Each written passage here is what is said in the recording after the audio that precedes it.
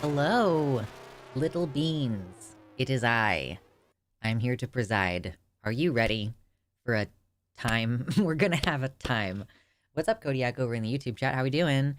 Lauren was in here super early, brought up, like, the whole Governor DeWine thing. Yeah, we actually talked about that on New Year's. I just have not yet edited and uploaded the video. I'm still working through a backlog of editing. It's my entire life outside of stream. Like, chores, cooking dinner, and editing. Anyway, hello, there's Althea, we got Andy's Mints, Hezahay, Junebug. We also have Padfoot and Corpse Candy. Yes. Ursa says, my friend gave me her gaming PC, barely used. Okay, that's very cool. What kind of games are you planning on playing? Any elite gamers out there prepared to talk about your major plans for gaming this year? I know everybody's on Baldur's Gate 3. It's inescapable, you all talking about Baldur's Gate 3 all the time. I haven't hopped on board with that one yet. I play Pokemon Snap. If I bother playing games right now, I just play Pokemon Snap. It's the only thing that I do with my time. And it's like, if I play games. Anyway, 12 people in here. Or no, not 12 people in here. 17 people in here. Ooh, okay, cute. Thank you for coming in. I've yet to get Baldur's Gate. Money's been tight. For real, truly. You know, I would love to be frivolous with my money, but instead, groceries are costing me like $200 a week, which is crazy. I just plan to play WoW and Fallout 76. Classics. World of Warcraft. I've been dreaming about World of Warcraft lately. I'm not going to play it, but yeah, exactly, Junebug. I'm trying to save money to move. I'm going to be moving in like less than a year, basically, and like, that's gonna, yeah, I'm trying to be really responsible. I have stuff that I want. I would love to get a new tattoo. I would love to get a cello. These are things I'm acknowledging. I can want stuff and then not purchase it, you know? It's okay. It's almost like kind of nice to entertain the feeling of the yearning. Because, you know, like, I guess I was a kid who, I grew up poor and I was hyper aware of growing up poor. And so I learned not to ask for things. It wasn't like I was told not to ask for things, but I just stopped asking for stuff. So, yeah, in my adulthood, it's been a thing that I've had to sort of learn how to do, is allow myself to want stuff. So yeah, and you don't, like I said, you don't have to indulge every want. Even your desire to go to Starbucks, you can find a different way to reward yourself, okay? I might splurge and get some piercings I want. I will say, the good thing about, if you're going to splurge a little bit of money, if you splurge it on a tattoo or a piercing, it's not like you're going to not have that thing later. You're just going to have that thing now. What's up, Althea? Since I figured out I'm trans, I can't consider myself an elite gamer any longer. Too much important things in my life now to waste the time. So you're like, it's like a dissociative thing for some people. You know, if you play video games, you know, it's a way of getting out of your head. Reading books, similar thing. Watching TV shows, all kinds of different stuff.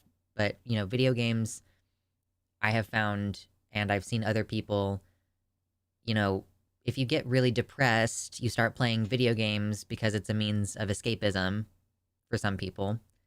Which is not to say that playing video games is unhealthy, but that playing a lot of video games can be an indication that there is something else going on, you know? I didn't become a heavy gamer till I transed. What's up, Duna? My woe. My woe. For Althea, it was an addiction previously. The opiate of the millennial. Who, I wonder, between Gen Z and millennials, who plays more games? And are we counting mobile games? I think we do have to count mobile games. You know, it's interesting to see the demographic splits among different platforms, but when you count mobile gaming in gaming broadly, women account for at least 50%, if not actually a little bit more than 50% of all gamers by gender breakdown, which is just an interesting little factoid that I remember when women playing video games was a more hot topic. I feel like it's kind of lost its luster a bit now. If you include mobile, it's going to be boomers. True. I like how Genshin is both a real game and a mobile game. It is funny when more robust games make themselves a little teeny tiny mobile version. It's a little teeny tiny version. Ursa, who just got the new PC, is planning on playing on Steam Lost Ember, Hokai Star Rail / Genshin, and Pokemon Showdown. That sounds like fun. Remembering little me spending literally 6 to 8 hours a day playing The Sims during holiday breaks. Right. I was a big reader when I was young. I did play video games to an extent, but it was definitely not as much of an escapism thing for me as reading. You have me till I figure out how to watch the Browns game because it's quickly looking like I need to head to a bar. Ugh. Well, good luck, stay safe out there. Pokemon Showdown is free and not on Steam if anyone wants to try. I don't know anything about Pokemon Showdown. I have no idea. And I don't really like Pokemon. I just, I'm enjoying Pokemon Snap. One fun thing is learning the names of a lot of Pokemon that I don't know. It's good stuff. Well, hit the like button if you haven't hit the like button already. Please, pretty please. We have like a bunch of different political stuff to touch on today, and I think that we will probably wait until like 1. We start at noon. We'll wait until 1 to really do any serious conversation, but we'll go ahead and, just vibe for a little while first. You build teams and battle online in Pokemon Showdown. That sounds like the worst part of Pokemon for me. Like, grinding. Okay. My goal this year is to play more video games. I bought so many on Steam, but because I work, I never have time or feel like playing. I can see video games if you have a hard time doing them. Like, this is kind of the situation that I'm in, where I feel like I have so much work to do all the time, and I'm trying so hard to get so much stuff done that I have to make, like a deliberate attempt to spend time just doing something for myself. So, yeah, video games as a form of relaxation, because I refuse to relax. That's why I play Pokemon Snap for an hour here or there every few nights. I just go to my room, I go to my little cozy corner that I have established, and I play a little Pokemon Snap. And then I get sleepy, and then I go lay in bed. I honestly need to decrease my screen time and do more concrete stuff. I am desperately waiting to hear back from the people who I've emailed about the community gardens. And if I don't hear anything back by, I think, tomorrow, I think have been about a week since I last emailed everybody. So I'm trying to figure out if there's going to be a community garden space for me or if they're all full up. I realize it's early in the year to be asking this question, but some people who are crazy, like me, are thinking about starting their seeds indoors for certain plants that need a little bit of extra time, right? Or at least I want to get my garden planned. I want to purchase my seeds, and anything that I think needs to be started before I can actually plant outside, I want to get that thing started. And so by the time you do all of those things, it's going to be February. And then I'm planting stuff, and I'm like, okay, hopefully this extra roughly 8 weeks of time growing inside, because I'm planning on starting from seed. The community gardens sponsored by the Metro Parks fill up about this time, so absolutely not too early to plan, at least. Yeah, I'm starting. It's really funny. I love it when the websites start to pick up on your new hobby and then they start advertising to you. Like, I'm a big scroll on Facebook person. I scroll on Facebook on my phone and things like this. Like, it's fun. But yeah, it started to pick up on the fact that I'm doing gardening stuff. So I'm getting gardening memes now. I had one the other day that was like, oh, everybody else is all excited about New Year's, but I'm just sitting here thinking about my garden for the year. And it's like a snowy, Christmassy background. And then it's like the Ben Affleck, like, this meme. He's like, ugh. And he's got like gardening tools in his hands. I felt that one. My partner and I are long distance, and sometimes date night is playing Minecraft Realms together. I've talked about it before. This is why I'm so nostalgic for World of Warcraft. This is like the main reason I think why I end up missing playing it, is because I'm missing the like daily regular contact that my partner and I were having when we were long distance, you know? Like we were spending a lot of time together doing a thing together. And I spent a lot of time alone doing a bunch of different stuff, and like I did kind of enjoy the lonely melancholy of the game, but you also, you know, I want to have a reason for doing the stuff that I'm doing. If I go play now, then the main reason that I'm playing at any given time is hopefully in order to make enough gold in the game that I can purchase more time in the game. And yeah, that's just maybe someday when I'm rich and famous and I can just afford $20 a month subscription to play for maybe 4 hours a week total. Great. I got a book recommendation for wild plants that are edible, planning to purchase it. Ooh, share. What's the name? What's up, Morningstar? Haven't seen y'all here in a while. I've gardened and stuff, and it's kind of pretty late to plan things when it's actually time to plant them. Right, yeah. So I'm already looking at... I'm kind of plotting out my garden space. You know, oh, I want to grow tomatoes and basil and peppers, and so because I want to grow those, I'm going to grow them in this specific place. Wherever my plot is, it's going to be probably on the north side that I plant my tomatoes, for example. And I'm learning which things are good to plant next to each other. Basil makes tomatoes produce more. So obviously you want to plant the basil next to there. They also are good for peppers, so that you can plant the peppers next to there. And then just, I'm also like, how far apart are my rows going to be? So how many crops can I realistically put into a 10 by 10 plot or whatever? So yeah, lots of imagining and planning, thinking ahead, and learning as much as I need to learn in order to make them happen. I'm seriously considering growing Carolina Reapers this year. Make sure if you are collecting seeds at the end of the season for planting next year, make sure to plant your Carolina Reapers far away from your sweet peppers if you happen to have both of those things, because they'll cross-pollinate, and then the seeds will give birth to weird things that are like spicy, mildly spicy sweet peppers. It's gonna be a weird time.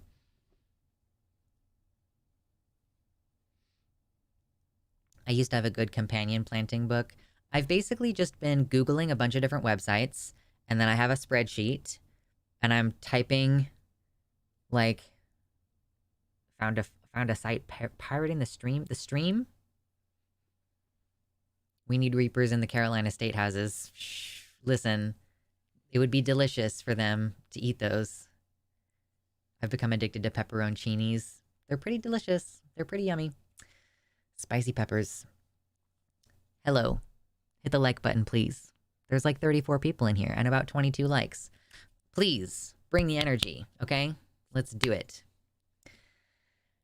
We are going to talk about serious politics stuff later. I actually have so many different politics things that we could get to today that we're going to have to like be a little bit picky and choosy with which ones we choose to go down the pathway of, because, yeah, there's a lot. Tomato vines are huge, plant on a trellis and pruning. I saw this really neat idea where you can take posts and like just put posts periodically, maybe every 5 to 6 feet along your tomato line.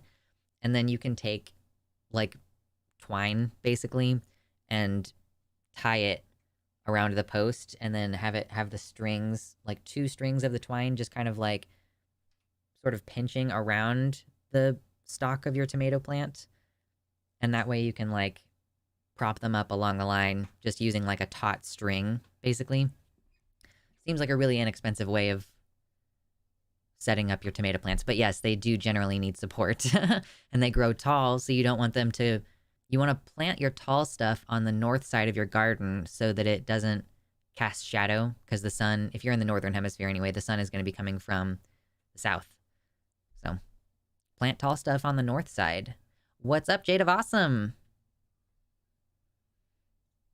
I haven't been getting out much, but I've been trying to get up the stairs in my apartment more. It's not much exercise, but it's something. You know, if it's not weird for you and your neighbors, I think if you live in an apartment complex that has stairs, It should be totally reasonable for if you can be quiet and respectful to use the stairs for cardio.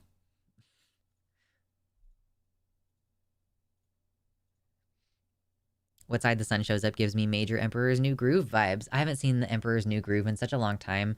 It's such a storied, very well memed movie that it feels relatively fresh in my mind. But in reality, I haven't seen it in 20 plus years. Man, I'm going to be 30 soon.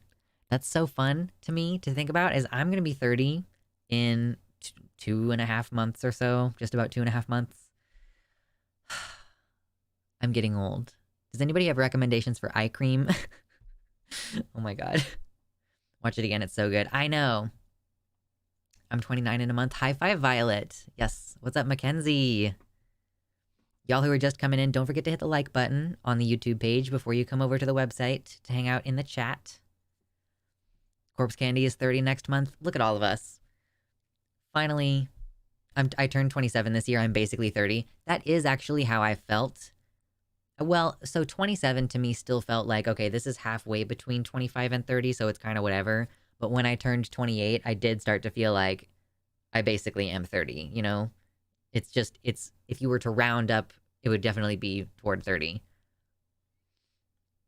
Avi's going to be 25 in May. Quarter century. Ursa is going to be turning 30 this month. Listen. This is fascinating. It's, I guess, kind of nice to know that a lot of my audience is among my peers. I would consider, if you're as young as 25 and as old as like 35, 36, I would consider us basically in the same age group. 30 is when you graduate from teen/twink to MILF/DILF. I'll take your word for it. I feel like I've already been on my way toward some kind of MILF/DILF situation.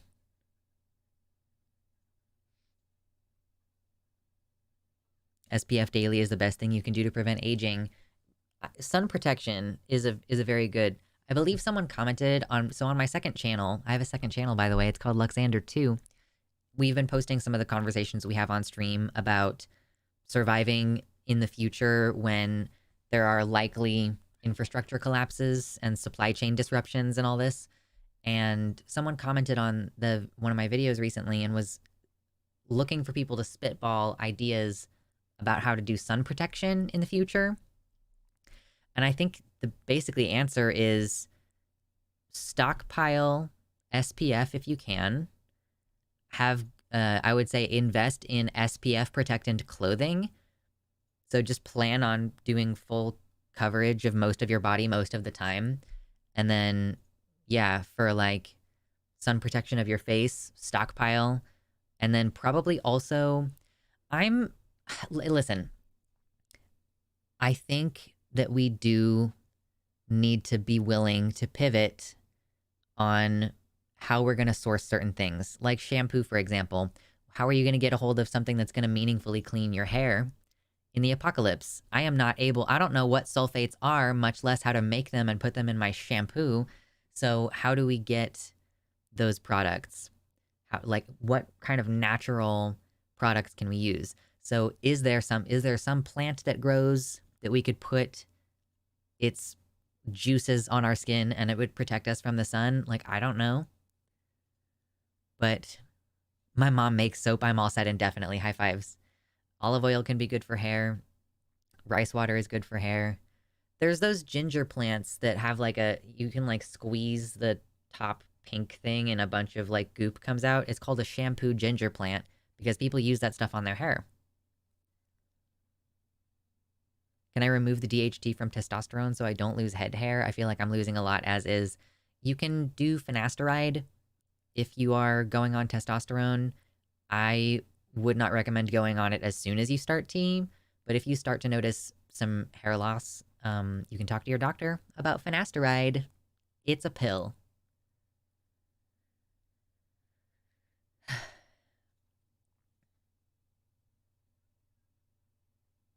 Estradiol took like 8 years off me. It does make you look totally different age. Any oily veggie like avocados and such can be used as a hair product.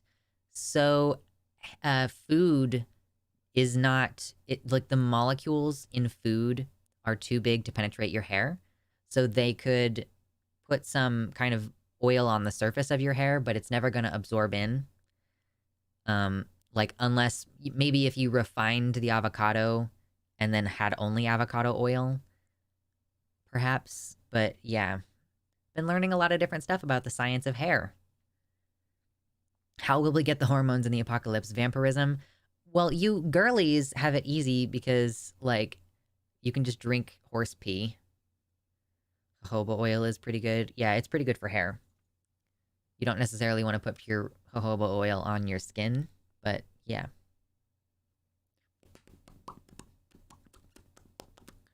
Soapwort or bouncing bet. Bouncing bet can be a gentle cleaner.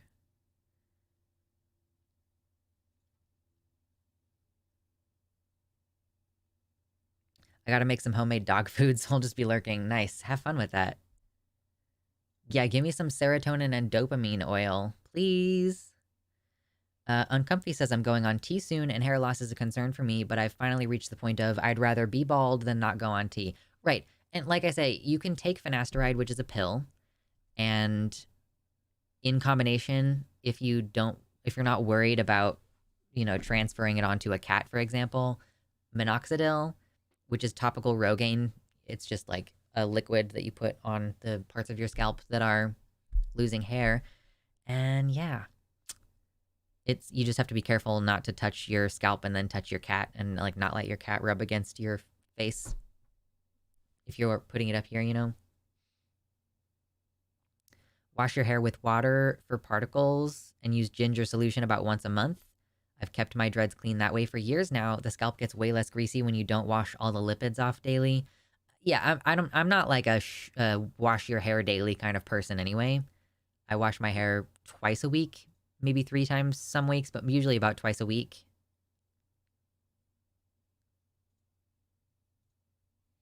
Thankfully, the men on my mom's side have ungodly hair. Great-grandpa was 91 with a full head of hair.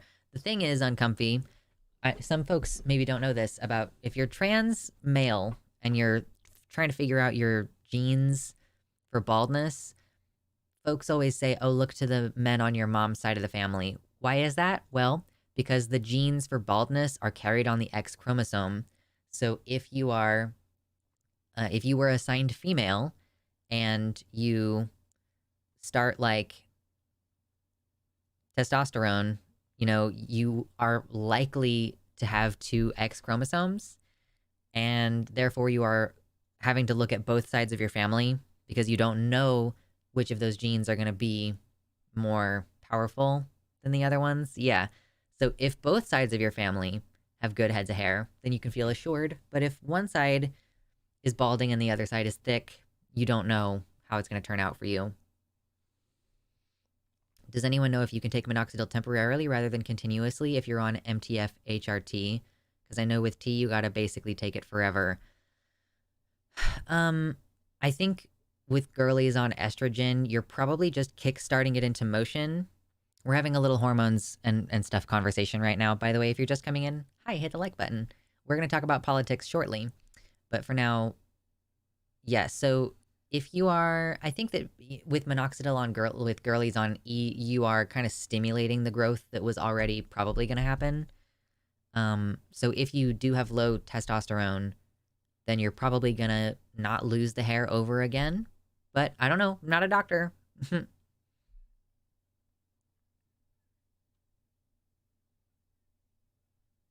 Are you asking me if I'm a girly on estrogen? I guess I am technically on estrogen right now.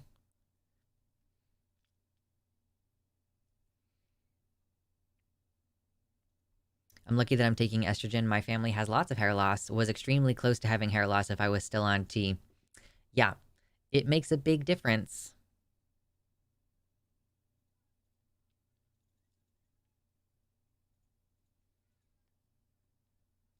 My dad's side has receding hairlines, but it's hard to know how bad it is for my dad because he buzzes his hair. My sibling has some hair thinning, I think. Fingers crossed for you. But there are solutions. You can take the pill, you can do the topical treatment. Yes, Ariel, welcome in. We're still hanging out. It's the beginning of the stream. We've only been here for about 30 minutes. And usually we take at least like 45 minutes to an hour to just sort of talk about whatever. And today we're kind of bringing some chill energy to the show. I need to drink some water. Goodness gracious. I have a giant 64-ounce thing of lemon water. Has anyone here been on tea long term and still struggle with periods? I have not personally had that, but I've seen other people have that issue. And typically what folks do is they go on a low dose of an estrogen blocker.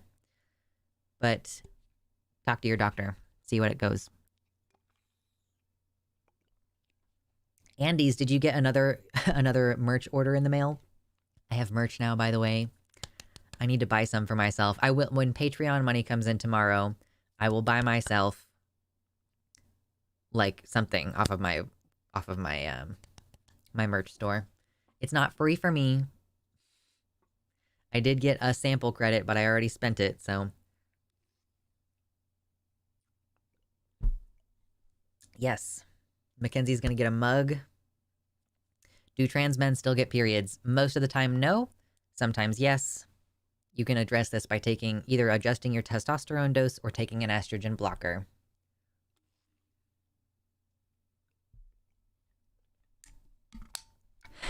Since I live near a pharmaceutical production factory, my plan for HRT is set for the apocalypse. Hey, listen, if there's no government, then there's no laws, right? That's what that means. There's almost 50 viewers in here. Hit the like button. We're enjoying hanging out, but even if you're about to leave because you don't want to hang out, hit the like button. But this is how my show goes. We always vibe for a little while at the beginning. Ooh, Uncomfy, you got some Tranarchy sweats? That's exciting.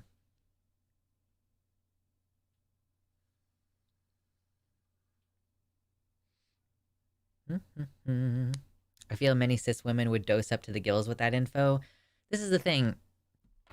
This is the difference between being kind of uncomfortable with your assigned sex versus like gender dysphoria. Because there are plenty of women who hate having periods and are like, oh my God, it's so painful. Or like, oh my God, I can't stop crying. My boyfriend and I keep fighting. I don't know what's going on. You know, there are women who are frustrated by that, but those women, if you were to tell them, well, okay, then take testosterone and it'll stop your periods and all these other effects, they would be like, oh my God, no, that would, like, or what? That would not be worth it, you know? Whereas a trans man who is dysphoric about periods, like, that's one of the perks of going on T, is that it's going to stop or probably pause your periods. Yeah, I know, Lauren. It's really stressful. Are you in Ohio? I think if you're, I'm hoping at least that, you know, they're trying to implement some additional gatekeeping for receiving hormones in Ohio. And I hope that people who are already on the hormones are at least not going to have it screwed with. But yeah, we did talk about it recently. And I don't want to totally rehash today since we have so many other subjects to get into.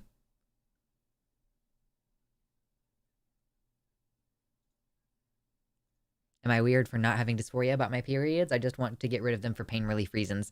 I've never been particularly dysphoric about my periods. I don't want to have them because they are emotionally disruptive to me. And now I don't want to have them because the cramps that I have remind me of the cramps that I was having after my IUD placement. And it makes me have some really intense physical trauma symptoms. Like my body responds in a way that is quite unpredictable. And so right now, that's part of the reason why I'm on the birth control that I'm on. I wasn't on estrogen before. I was taking a birth control that didn't have estrogen. And now that I'm basically just on an estrogen pill because I don't want to have that. Like, I already have enough trauma issues without having this like huge physical thing happen to me every month. Once again, I apologize for my state. I know, it's terrible. At this point, I'm just frustrated at having to have a physical body. it's estrogen is less painful and dysphoric for me than testosterone, but having a body means some amount of pain in one way or another. It's obnoxious. I don't really want to be on estrogen, but, I don't know how else to make myself stop having periods. There basically is no intervention for this. The bleeding, of course, you can have a hysterectomy, but if I want to stop having the hormonal fluctuations, I would have to have my ovaries removed, and I don't want to have my ovaries removed. No matter what, I'm gonna be stuck on synthetic hormones or some kind of hormone blocker for the rest of my life, which is pretty fucking annoying. Yeah, Lux gets a big "I told you so" to everyone who was celebrating the veto. It was immediately obvious to me that it was going to go badly. This is part of why I think a lot of people haven't found out about it until later in the week, is that when the veto was signed, we looked at his veto statement and we saw immediately as soon as he vetoed it, he was also saying, we're going to introduce all these additional gatekeeping things. And so the consequence of that is now that, I guess we're going to have adults having their care restricted and all this, and folks are not catching up immediately because, of course, we want to celebrate these good news. Yay. But we don't want additional gatekeeping. They never are asking trans people what we want out of our healthcare.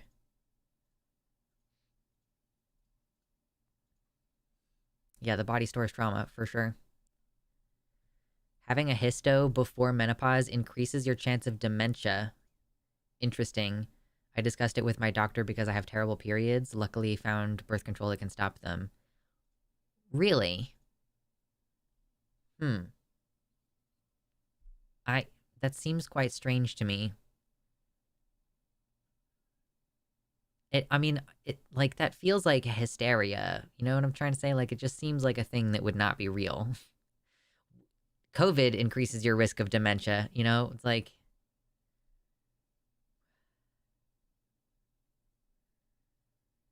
One of my biggest fears if I start T is vaginal and uterine atrophy. Would I just have to remove those organs and totally rely on the medical system to keep me alive? So you don't have to have your ovaries removed if you have a hysterectomy, If you're worried about it, you can keep your ovaries and then you don't have to rely on the medical system for further care. But yeah, not everybody experiences atrophy. And if you do experience atrophy, you can get an estrogen cream that you rub onto your skin, in your genital area to reduce the atrophy. So yeah, it's not really a big deal for most people. They also don't even ask the medical experts. Yeah, that was the thing in Ohio. They actually shot down the part of there was a proposed amendment to make a panel, I guess, a committee, an investigative committee of doctors to advise on what the medical literature actually says on the subject. And they were like, nope, we don't really care. We don't actually care about what's the facts are saying. If you were to trans your species, what would you choose? Do I have to start from my human body and then do surgeries and procedures to become trans species? Or are you allowing me to be a shapeshifter? Because I do have a pretty obvious answer.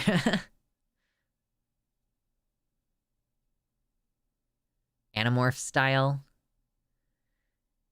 Yeah, if dragon is on the table, then that's the obvious answer. Are there really trans animals or are they intersex? Maybe it's both. Yeah,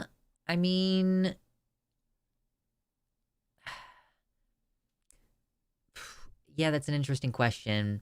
We use external processes to supplement our body changes, but a lot of the time when we're observing these things in other animals, it's more like some external stimuli has instigated a biological change. 8% greater risk of dementia is still an increase. but it's not huge. There's animals that can change sex at will. Right. But, is that trans or is that just, I don't know. Some lionesses can become lions. Right. Like some lions can grow manes and they can become like the leader of their group. Obviously, they, don't develop gonads to then start impregnating anybody, I don't think. But there are major phenotypical changes. But it's like, yeah, is that, I don't know. I think we kind of would call it intersex just because like it is like an innate change, an innate difference, as opposed to something that we are causing to happen through intervention.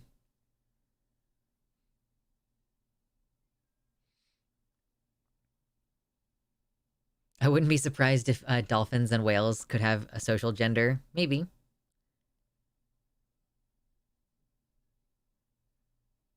It's only trans if you wear pink, blue, and white while doing it. Nothing I do is trans because I never wear those colors. Depressing. Depressing. So sad. Can we get to 50 likes today? I feel like it's not going to be that hard to get to this place where we can get to 50 likes. All right? I know, I'm such a trender. There's like only one trans flag in my whole house. Terrible.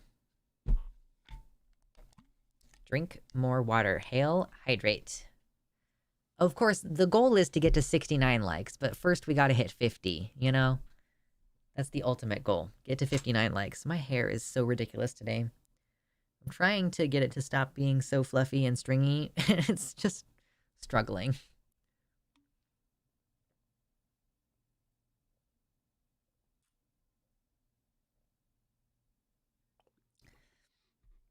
I know, I would love to be able to understand dolphins and whales. They apparently name each other. They have bigger brains than we do, and they're more wrinklier than ours, so they are probably much smarter than us. Speaking of mane, iconic. Listen, I feel like my hair, it like looks fine on camera, but in person, it's like so frizzy, like it really is. It's so frizzy and it feels super dry.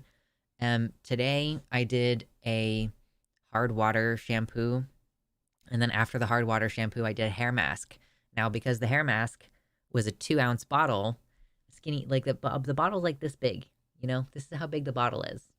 And it was like $15. So I'm trying not to use too much of it at once. So I'm not sure if I didn't do enough of the deep conditioner hair mask, but it's still so frizzy. Calm down, sir. But you can see my natural waves starting to do their thing in the front here. So that's kind of what I'm trying to do. I'm trying to coax it to do its natural wave pattern, but it's hard because my hair is damaged. So rip in pieces, damaged hair. 50 viewers. Can we get to 50 likes? So close. This strain of COVID that's going on right now is gross, and people keep trying to approach my baby. Unacceptable to do at any time, but especially more right now. Yeah, I'm so sorry, Jade. And it's like, what do you do if you have a baby? You just have to not be in public. That's one of the things, like my partner and I still need to hammer down, like, are we gonna try to do the kids thing or not? And I'm like, how do you keep this little tiny thing safe? Like, you gotta 50 likes will regain the hair texture, true. Like, how do you adequately socialize a kid and make sure that it's getting to the doctor and everything during the time in its life when it can't wear a mask? Is there basically any way to keep the kids safe? I don't know.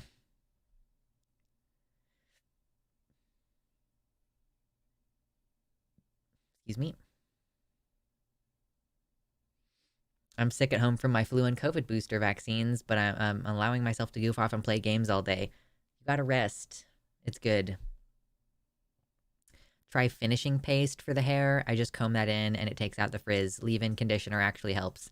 I have a detangler that I leave in after my showers, but I don't know what finishing paste is. I've never heard of that. And I also am not sure if finishing paste is going to be friendly to curls. Facebook Moms Unite. What? Crotch goblins.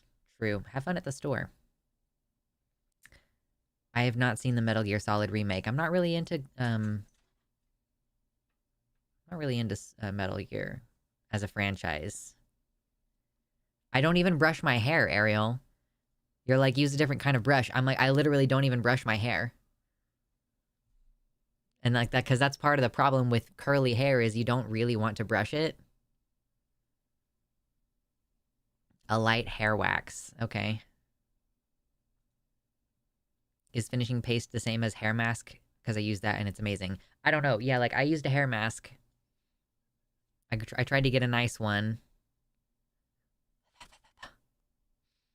The one thing that I think the lasting legacy of Metal Gear that I will always be thankful for is I'm pretty sure that Metal Gear is where you get the sound, like with the exclamation point over the top of your head. It's like, wah! It's a very shocking sound.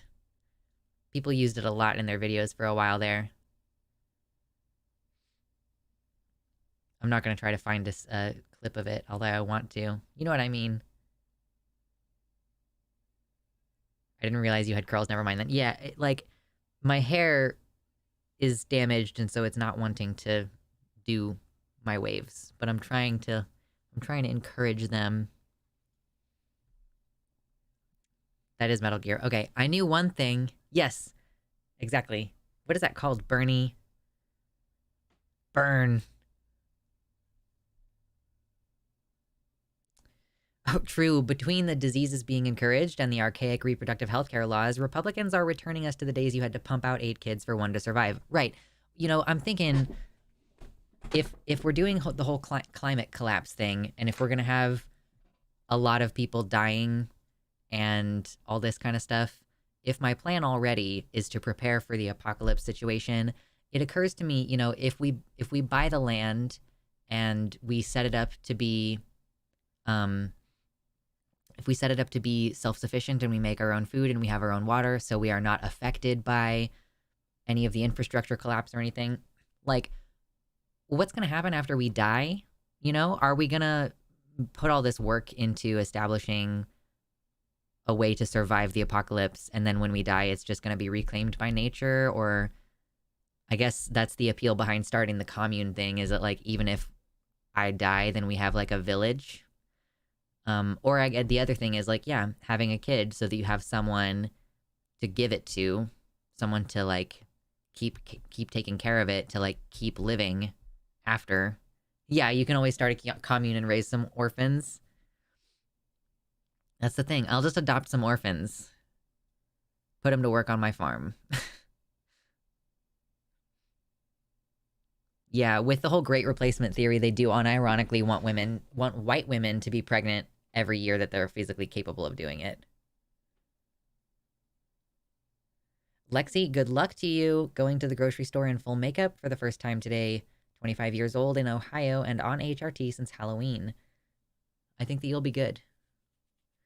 Disease being encouraged. Yeah, Zach, right now, the world that we live in is one where we are being encouraged to go to concerts and go to restaurants and stuff while we're actively spreading not just COVID, but also flu and RSV, which are, like, viruses live in your body forever, and a lot of people are having persistent post-viral problems, and lots of people are dying. Like, I think that we're right now at about, I was just reading, and I haven't looked into it super deeply, but we're at like 1,000 or 1,500 deaths per week from COVID in the United States right now. So yeah, disease being actively encouraged at the moment. And like when you're not allowed to take off time from work to stay home sick, if you're like made to find your own replacement for your shift and you can't find one, you have to come in, you know, like you're being encouraged to come in contagious and like get more people sick. Look at Catherine Sewing. She has great tips for curly hair as well as natural hair cleansers and growing hair long. Ooh, I'll have to look her up. Let me pull up my other page over here. What she said, Catherine Sewing. Is she on YouTube? Okay, I found her. Cool. Thank you for the recommendation. Peak COVID deaths, and it isn't even on the news. Are we at peak COVID deaths? Another of my friends died to, quote, flu-like symptoms, aka COVID. I'm so sorry. I don't know anyone who's died, I don't think, from it. At least, you know, not someone who I'm like, oh yeah, I register that was a person who I know who died from it. It's entirely possible that there are shops at the Renaissance Festival that weren't there last year, that were there the year before, and that was because of COVID, but I don't know. I'm gonna spread a virus. It's like a virus, but it just turns you bi. True. I know, Ariel. I know. The whole find your own replacement thing is ridiculous. What even is the job of a manager in the US if they aren't even doing that? This is part of why, you know, obviously for a number of reasons, it really works for me to be working from home. This is my job. Consider throwing me a $5 dono if you like the show. But yeah, the part of the reason why I can't work for someone is because if I tried to call out sick and my manager was like, you need to find someone to cover your shift, there is a real chance that I would be like,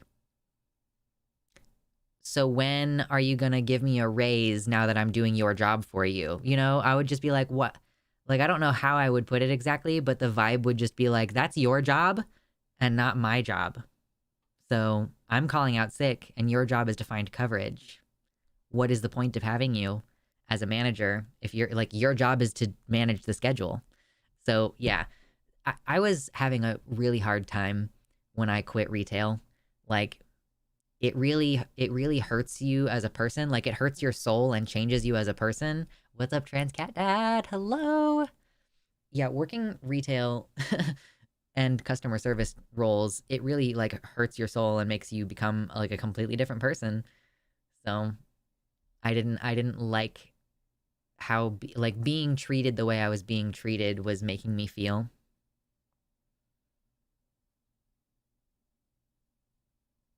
Our country is totally content to change cold and flu season to COVID and cold and flu season. Even more than that, they seem willing to like turn the entire year into COVID and cold and flu season. It's all year now. We regularly have a summer COVID spike. So people now are calling it a summer flu, and it's just normalized this idea now that multiple times a year you're just gonna get a cold. Like, no, this is not normal. And people seem to have a genuine mental thing happening where I don't know if it's just the normalcy bias or if it is some amount of like COVID induced brain damage, but people genuinely seem unable to like remember that it did not used to be normal for your 2-year-old to be sick 3 months consecutively.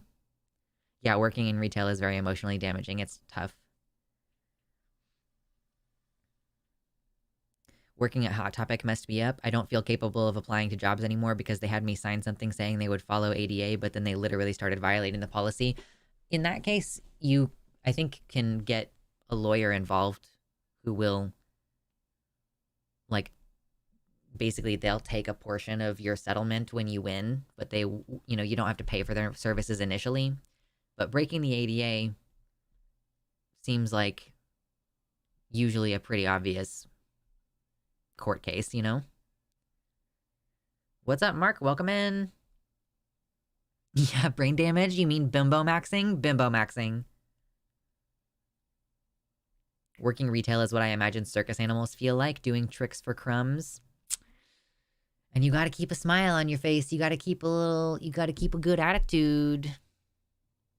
And you're like, I want to burn this building down. Like, my partner developed type 1 diabetes and his doctor believes it was caused by COVID because he got it a couple months after COVID.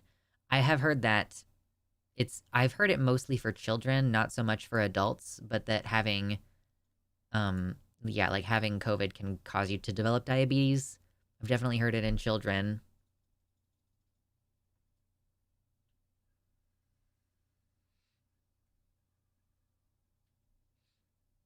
Anywho, I'm gonna drink some more water.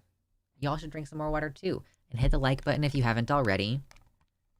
I wonder if I'm gonna start noticing there are certain topics that make people leave the stream. And I've noticed, veganism is one, which is obvious. Like, I get it. It's fucking annoying. Vegans are annoying. Okay.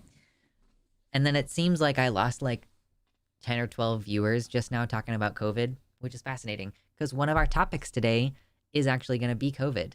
This was only part of the chill stream conversation. What's up, Agamotto? Welcome back. Welcome here from the YouTube chat. I've noticed people get super offended when you talk about religion on the YouTube shorts because the YouTube shorts break out of my regular audience. Sure, yeah. They're like, I just am expecting if people comment on my YouTube shorts, they're usually mad. They're usually mad.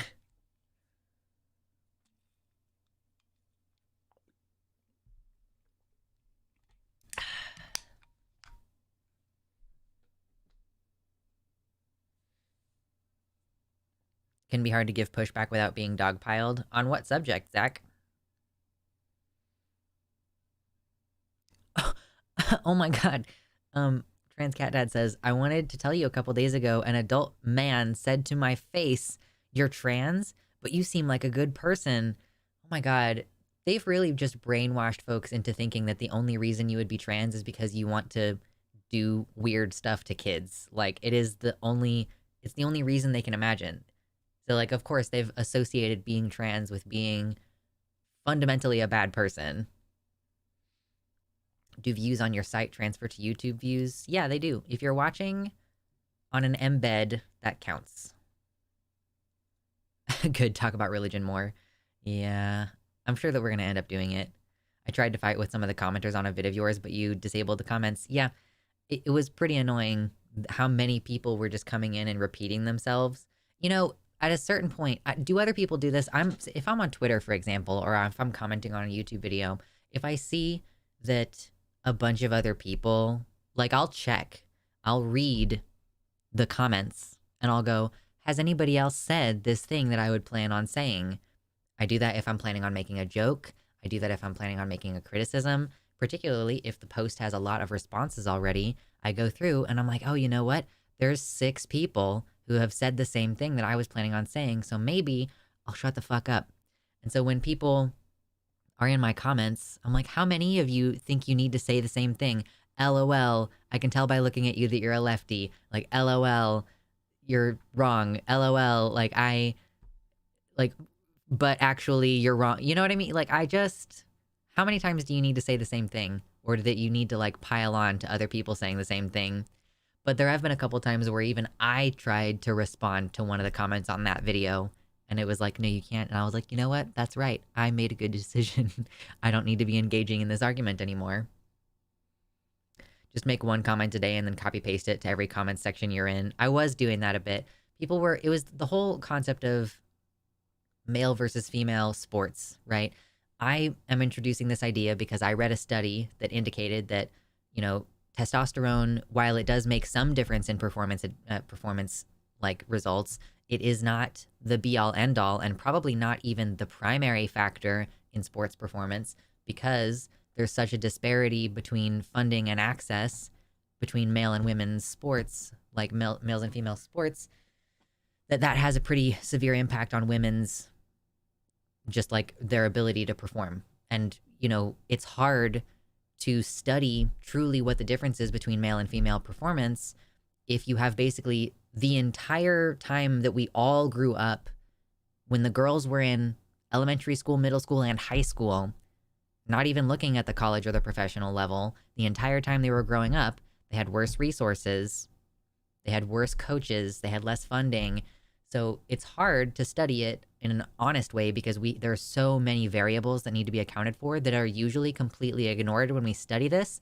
Additionally, for math tests, if you tell girls or women that they perform worse at math than men, and then you have them take a test, and then you have another group of women who you don't say that to, the women who you say that to perform worse on a math test. So I think that there is something to be said for fundamentally segregated sports.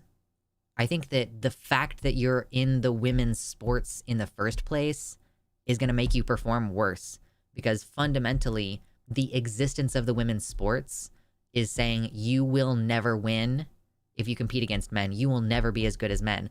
And I think that if you put women against men, then they would be more likely to push themselves. Yeah, tell people they're going to fail and they do worse. Who would have thought? So I think it's a pretty complex issue.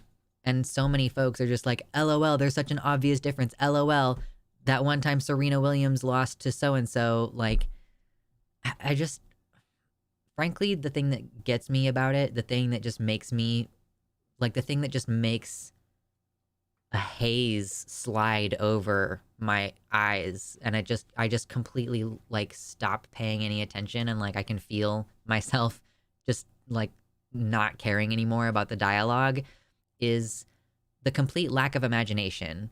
Like, the complete lack of being able to even imagine that there might be something other than, like, LOL, men strong, women weak. You know? Like, you can't imagine that a lifetime of shitty sports funding and, like, poor equipment and poor training would result in, like, lifelong differences in performance. I just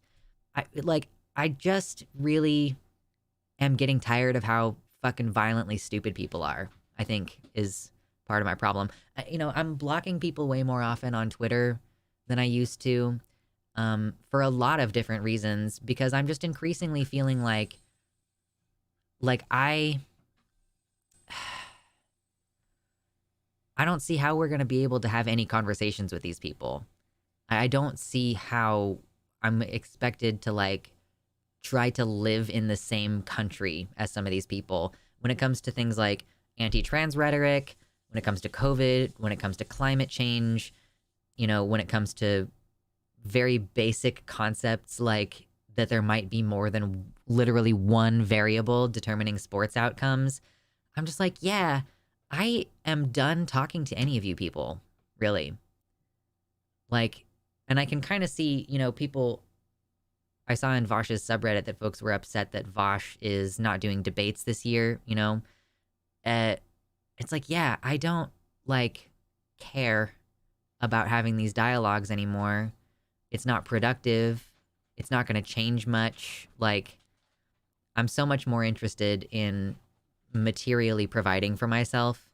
Understandable, but the burden to sympathize is on us. No, actually. I don't think that the burden to sympathize is on us. I think if people are calling me a pedophile and a groomer, then, like, I don't need to sympathize with them. If people are telling me that I'm living in fear and I need to grow up because I'm still wearing a mask and not going to fucking indoor restaurants, I think that those people are eugenicists, and I have no interest in trying to convince them to not be psycho.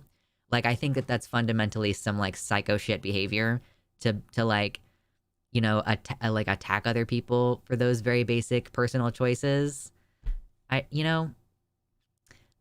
This is why my focus is shifting onto other things.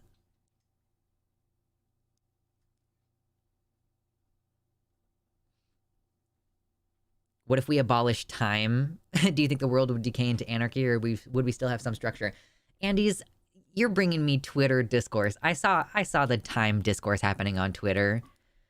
Time exists in physics, so I think that there's going to be mathematical principles that are going to need to take time into consideration in that regard.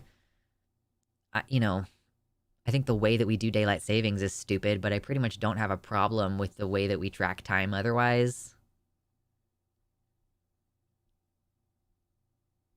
I think Republicans should go start their own separate communities like the Amish and leave civilized society alone. Yeah, well, the fact that they're not going to do that is why I am going to do that. I'm going to go separate from society and establish my own little thing and, like, mostly just try to not talk to people, I guess. No, I want to know my neighbors. It's important to know your neighbors.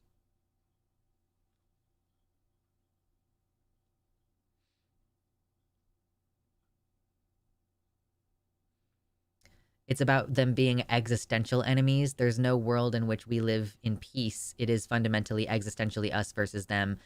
Yeah, with regards to people being against trans existence, it's like you can't coexist with people who think that trans people are all like pedophiles. There's just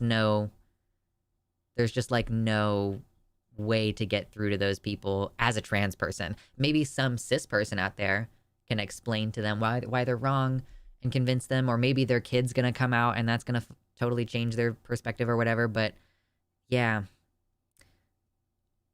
it's like with climate change. It's just like I see us barreling toward it, and even with these other social issues, like we're just barreling toward, I don't know what it is, but it's just like not sustainable.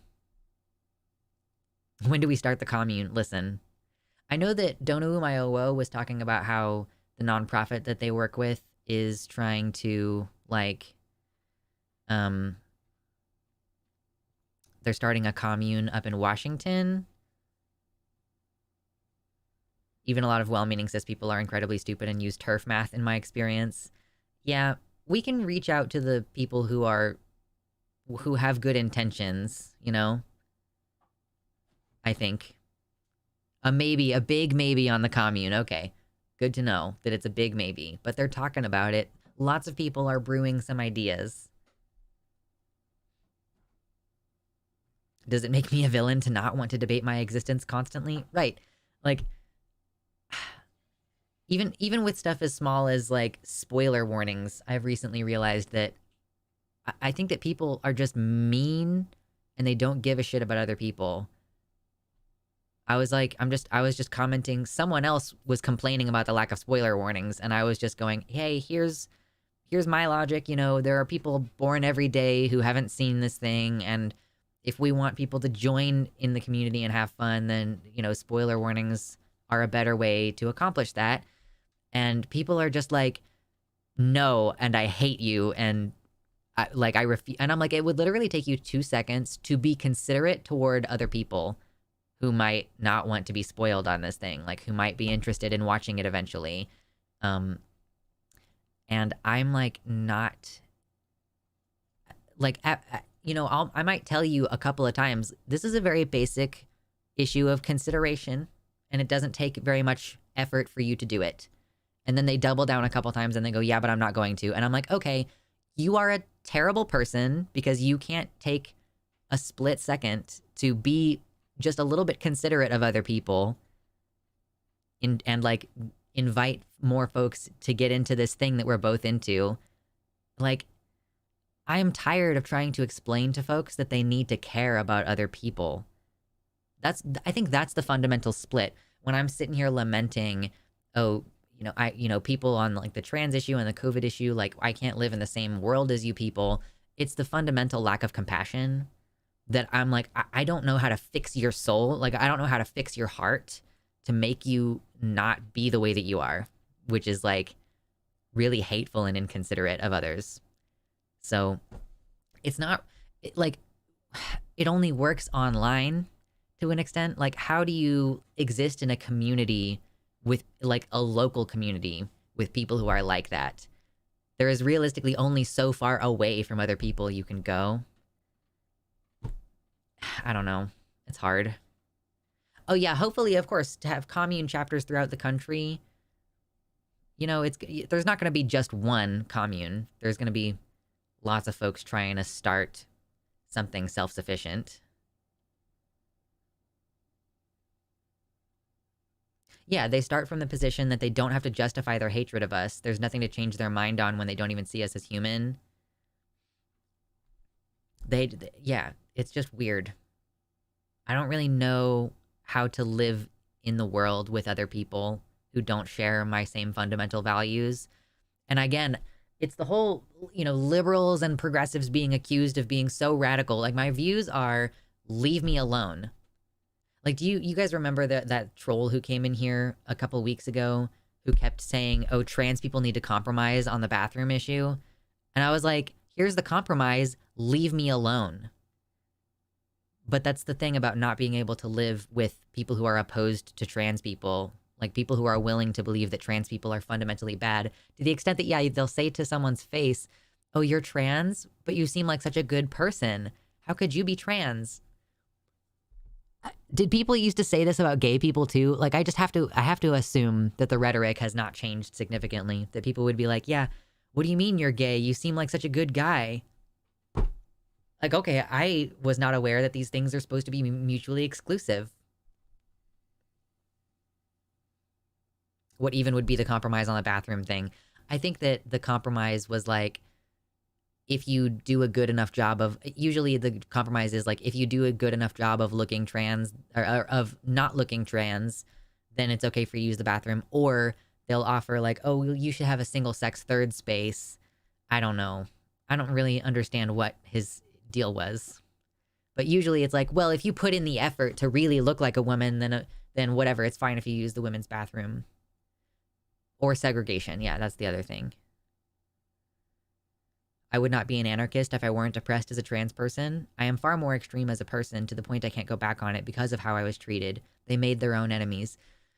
Yeah, that's the thing that they don't understand. Like, people are telling me that I need to be more willing to listen, and I need to be more willing to compromise. And it's like, yeah, again, I didn't start this. I'm responding to a system that wants to violently remove me from living on the planet. So we're not compromising on this. I'm hip to starting a commune, and I'm not convinced that we can do it without a modern state in some form. I need help understanding. I mean, sure, Lexi, what are your specific concerns?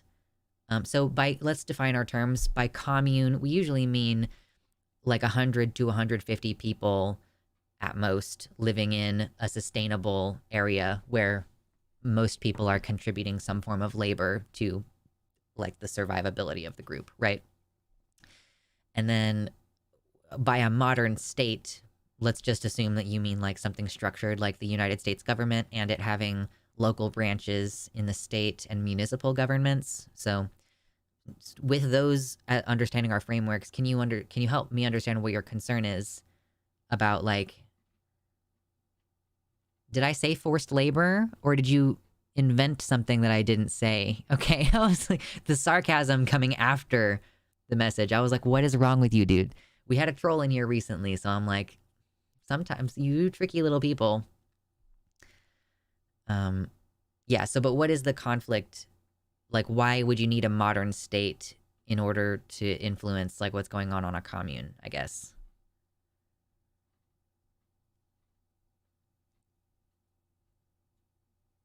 I've gotten the same thing from my bigoted family. They say, you won't tolerate our disagreement. They say, as their entire view is based on intolerance.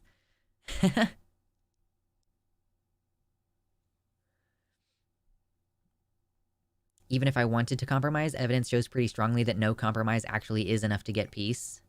I would be interested in studying, you know, how can you get to a peaceful coexistence despite disagreements with people, you know? I guess the problem is that if you compromise with fascists, they will continue to take more and more from you. That's the other thing. They've made it clear what they want is genocide because they riot over the compromise. That people just act like it's so unreasonable. Folks are, oh, you know, we need to compromise on the trans kids issue. Like, okay, well, the compromise is everybody is on puberty blockers, because if you're trying to say that, oh, these people are not old enough to make decisions, then they should all be on puberty blockers until they're old enough to make the decision. But no, they always reveal what they think should happen is that everybody should go through their natal puberty because that's normal and natural and therefore good. Big naturalism fallacy there.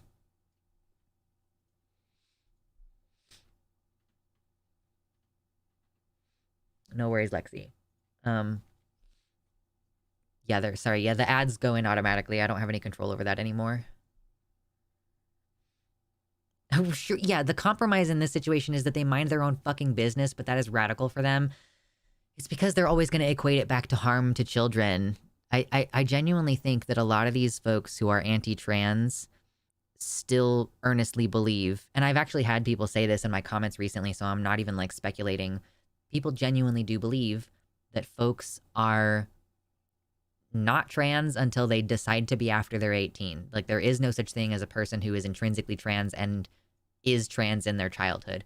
They also believe that people are basically straight until they decide to be gay when they're adults. Like, there is no such thing as a gay child to them. What's up, Atreyu? Welcome in.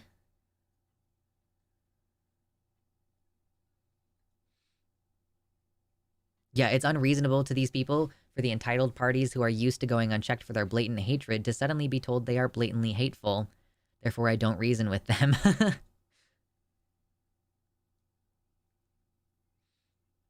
I find myself sympathizing with both sides, but that's also why I'm not militant.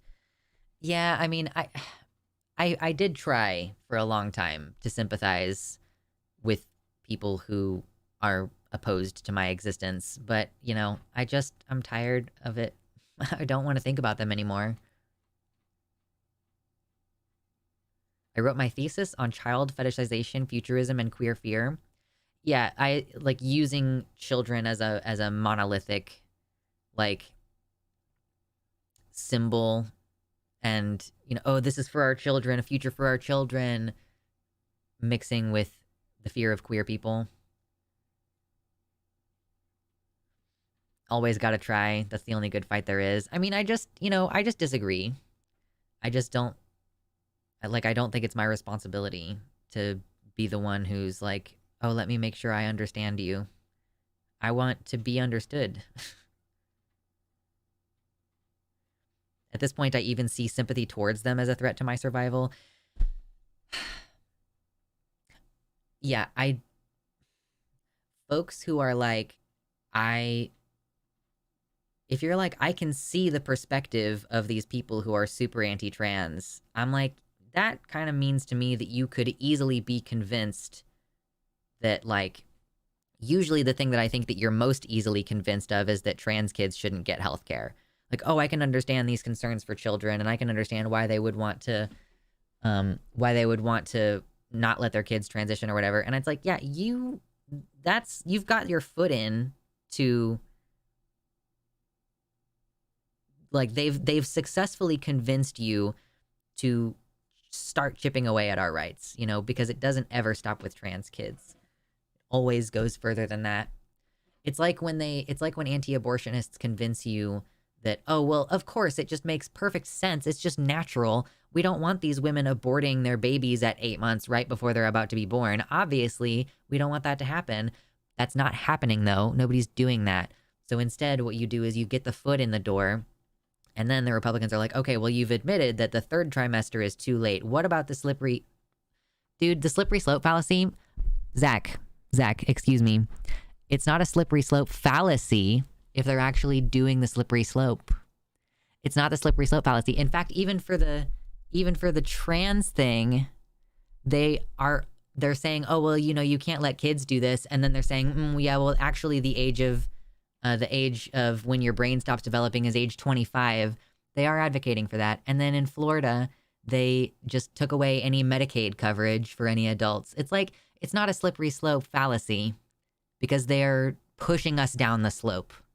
It's slippery slope reality. Yes, thank you, Prosy Rosie. Like, bro, come on.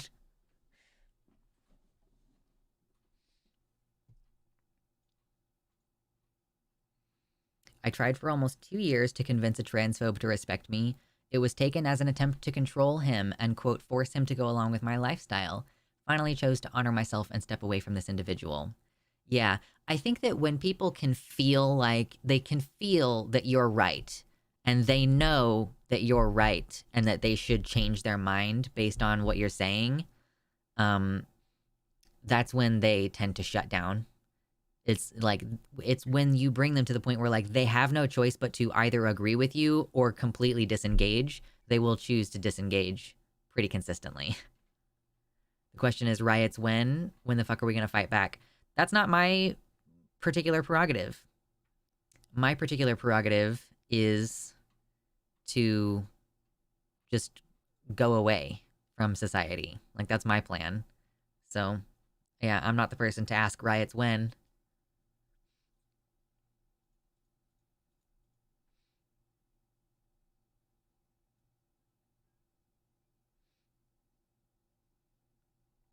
Yeah, not to mention slippery slope fallacy is usually relegated to unrelated topics as a non sequitur, not an analysis of actual events and their logical conclusion. Yeah, so Lauren, I think what I'm saying is that I don't think that there is a solution. You know, I'm sitting here going like, how do we convince these people that we need our rights? Well, like, I don't think we're going to. That doesn't help trans kids who are going to be forced through the wrong puberty. Yeah, but also, okay, black people, the entire time I've been alive, which is almost 30 years, have been trying to dismantle the the prison industrial complex. And, like, they've been trying to stop police from killing them and stuff. And it just has done nothing. So I think basically the answer is there is no solution to any of this. And I am not interested in looking for a solution anymore. That goes beyond, like, me just trying to make sure that I'm set to go. Like, I don't know. Because the other answer is, like, we break TOS and start talking about, like, insurgency.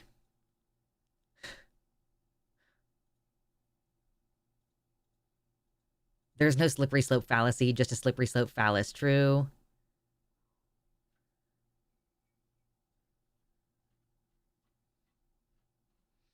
Not enough people in America give enough of a shit to revolt and make real change. Yeah.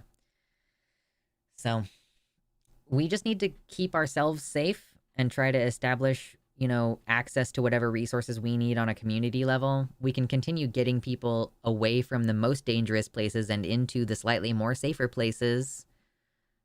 But yeah, I don't know. I've sort of taken the black pill, I guess. So I'm just gonna grow apples and do my own thing by myself.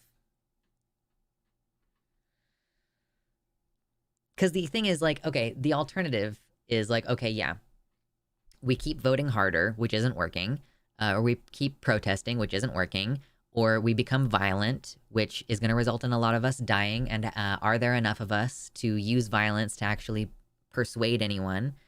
And, like, am I willing to be one of the people who's doing the violence? Like, I'm not really willing to join a militia. I don't think. I'm disabled. Like, I'm not willing to join a militia. And, like, I would much rather have a security system on my land and a couple of guns and, like, just do my own thing and be far enough away from people that people aren't really bothering me that much.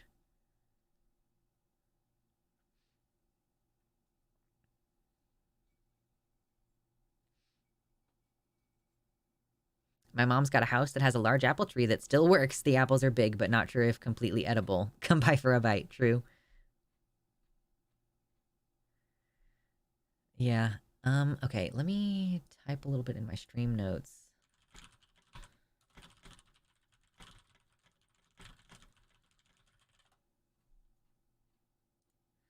Okay.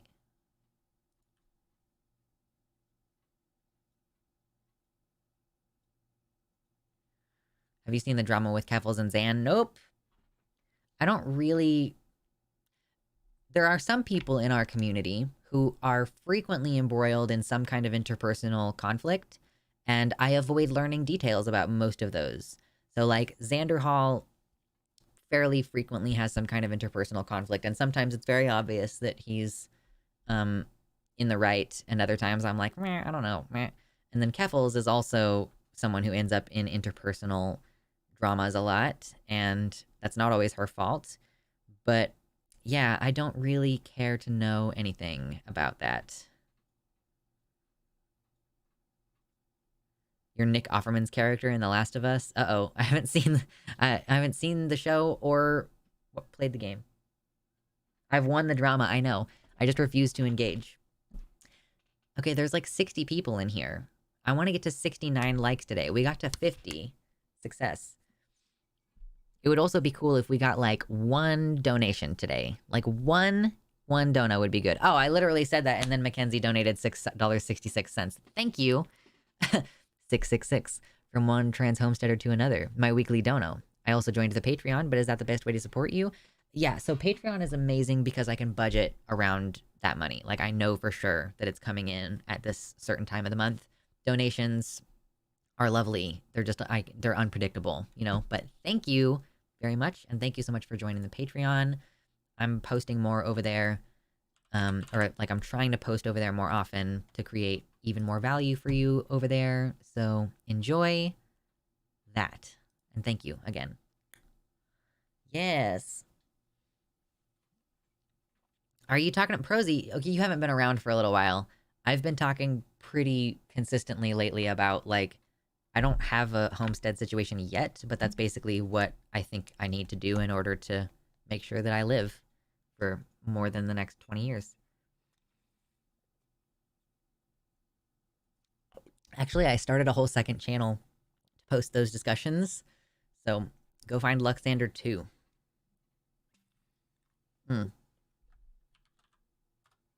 Hey, second channel. I put a link. Oh my god, water, water, water, water, water. And we're very close to 69 likes. Oh, thank you. I don't know who my oboe has donated 520 because 420 was too low. True. Smoke up yins. Absolutely.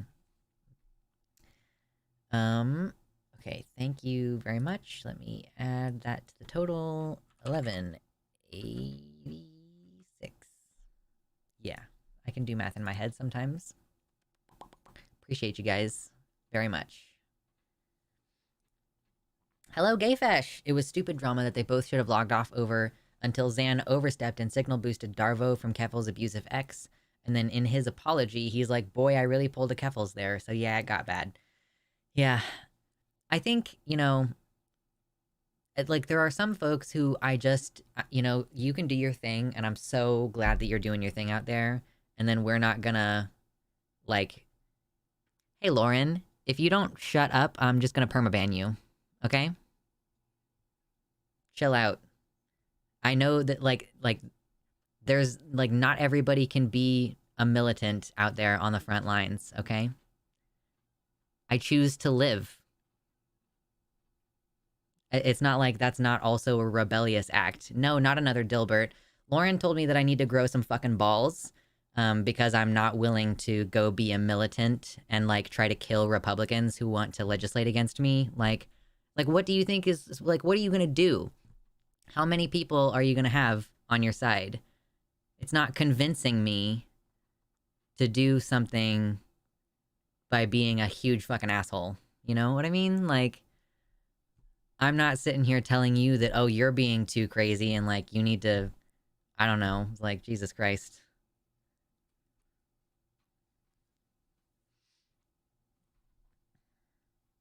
I don't know what the commands are for the chat for finding chat logs anymore. Sorry. Well, Darth Gently, you see, it's okay for Lauren to tell me to grow some fucking balls as a disabled person because Lauren is also disabled, you know? You know, honestly, when the water shortages start, I'm sure that you'll be quite happy to know a trans person who decided to, instead of spending their money on becoming militant and buying guns and, like, kidding myself out, that, oh, I established a water catchment system?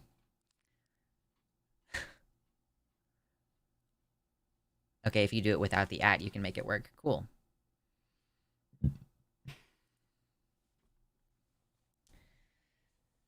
Anyway.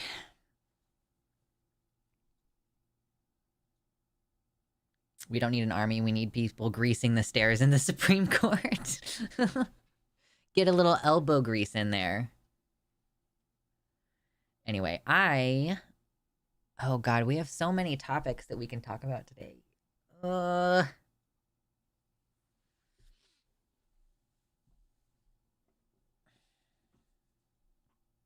People are arguing about religion. Home Alone, the fash. Yeah. I'm just gonna have like, I'm gonna have traps and nets and stuff around the perimeter of Maland. Yep. We're gonna have a safe compound. I'm thinking about all kinds of different stuff. Like fencing and like perimeter uh, thistle and things like this. Yeah, Andes, that is on my list of stuff today. You posted a really cool article in the Discord.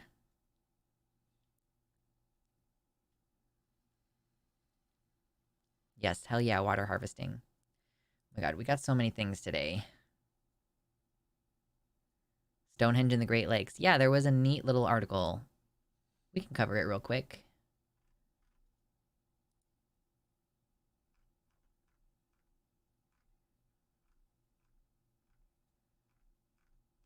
It was pretty recent. You shared it pretty recently? Okay, yeah. Excuse me.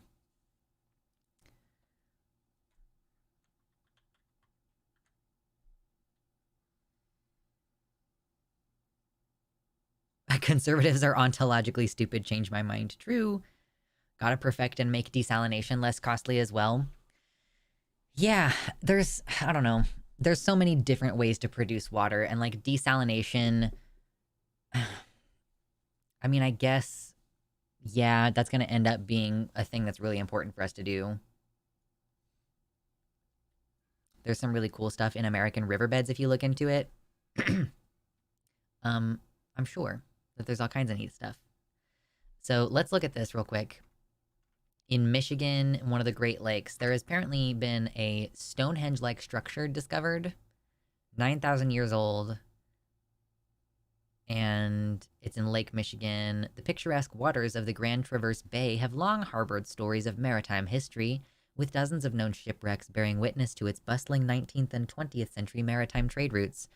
Beneath its serene surface, secrets of a different kind have emerged, captivating the minds of archaeologists and historians alike.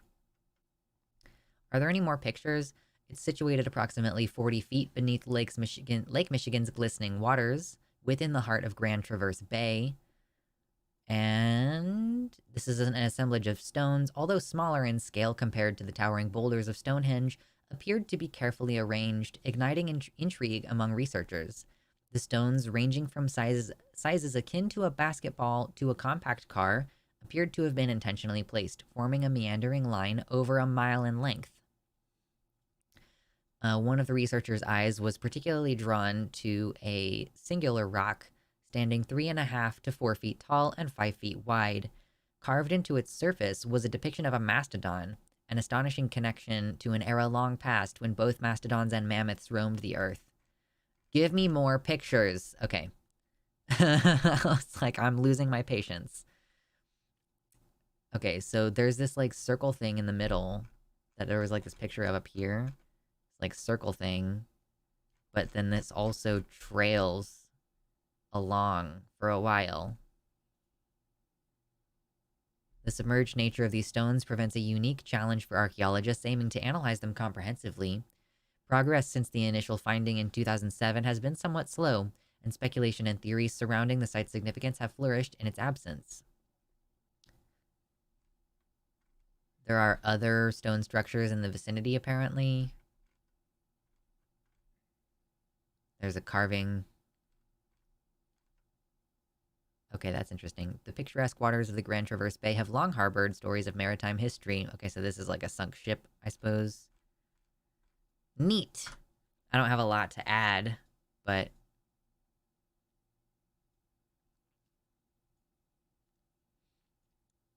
what is happening? Okay, so I have not even been paying attention to this conversation, and I have seen Violet state at least twice that she is specifying her criticism toward religious organizations. I'm like not even watching your disagreement here, but that is like at least twice I've glanced over there and Violet's like, I'm talking about that the organization's shield. I'm not even paying attention to your chat, and I read her say that.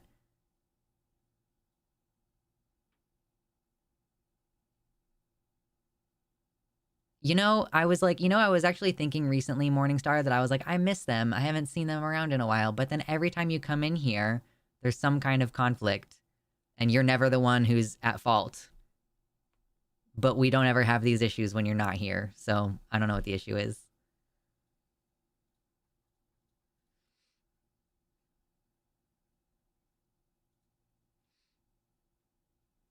Anyway, Army says, I live near Lake Ontario. I wonder if there's anything similar under there. Oh, there's probably. I mean, I'm not really sure what the topography of Lake Michigan is and like where this is specifically within Lake Michigan. And, you know, there are questions of why is there even a lake there now when there used to not be one and like people were living there? Not every single lake is going to be a place that was formerly lived in by human beings who were building cool stuff, you know?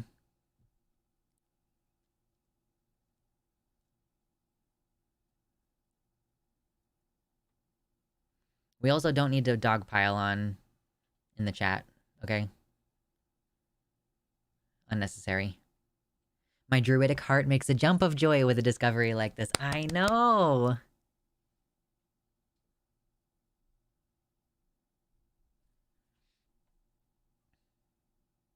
What I'm saying, Morningstar System, is that this doesn't happen most of the time.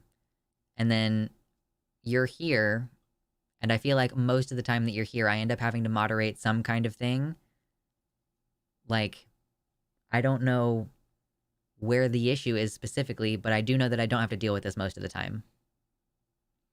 And again, like Violet has stated okay,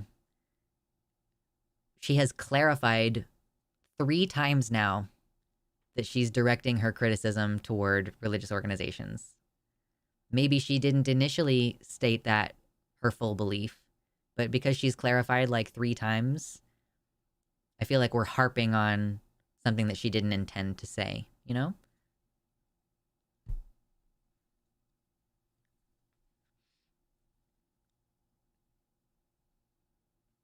Most of the Great Lakes are formed from melted glaciers. So were there people living there? No one's lying. Maybe, again, maybe Violet didn't clarify initially what she meant, but she has clarified multiple times that she's talking about religious organizations shielding people. I'm not like reading your comments even like that thoroughly, and I've still seen that sentiment stated multiple times. I'm mostly trying to ignore the fight that you're having because I'm like, why the fuck are you guys arguing? Interesting thing about Lake Superior is that the lake, it is said, never gives up her dead when the skies of November turn gloomy. She's just gonna devour all of your dead people and dead things.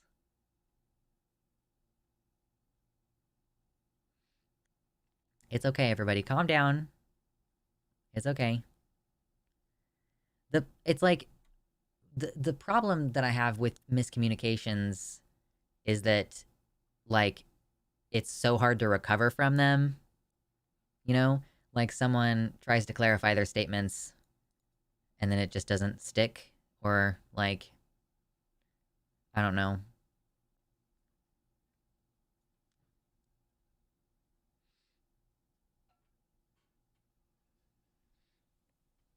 Yeah. I don't know. So many dicks. Dicks. Dicks, dicks, dicks, dicks, dicks, dicks. I'm here to have fun, everybody. Oh my god, we're so close to 69 likes. So close. Dicks, dicks, dicks, dicks, dicks, dicks. I really wish that I had some kind of, I guess I can do this. This is the closest I get to, like, rave party time. Obviously, I don't want to cause anybody to have an epilepsy or anything, but... Here we go. This is it. Okay. Let me put that back on, back to where it was. Ooh, we hit 69. Yes! That's gorgeous. I love that. Should I reduce the stream dono goal to 69? Maybe we'll actually hit it.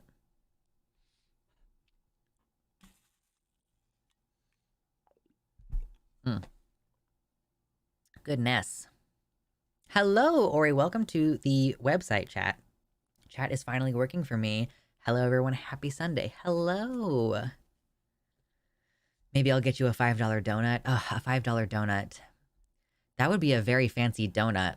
If you got me a $5 donut, That would be it would have to be a really, really nice one, right? I would love to try a $5 donut someday. Yummy, yummy.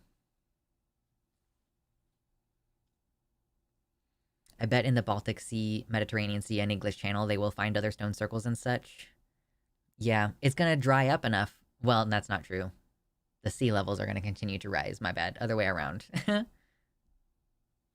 Yeah, I guess as the sea levels continue to rise, but there are freshwater shortages, that means that desalination is going to be really important.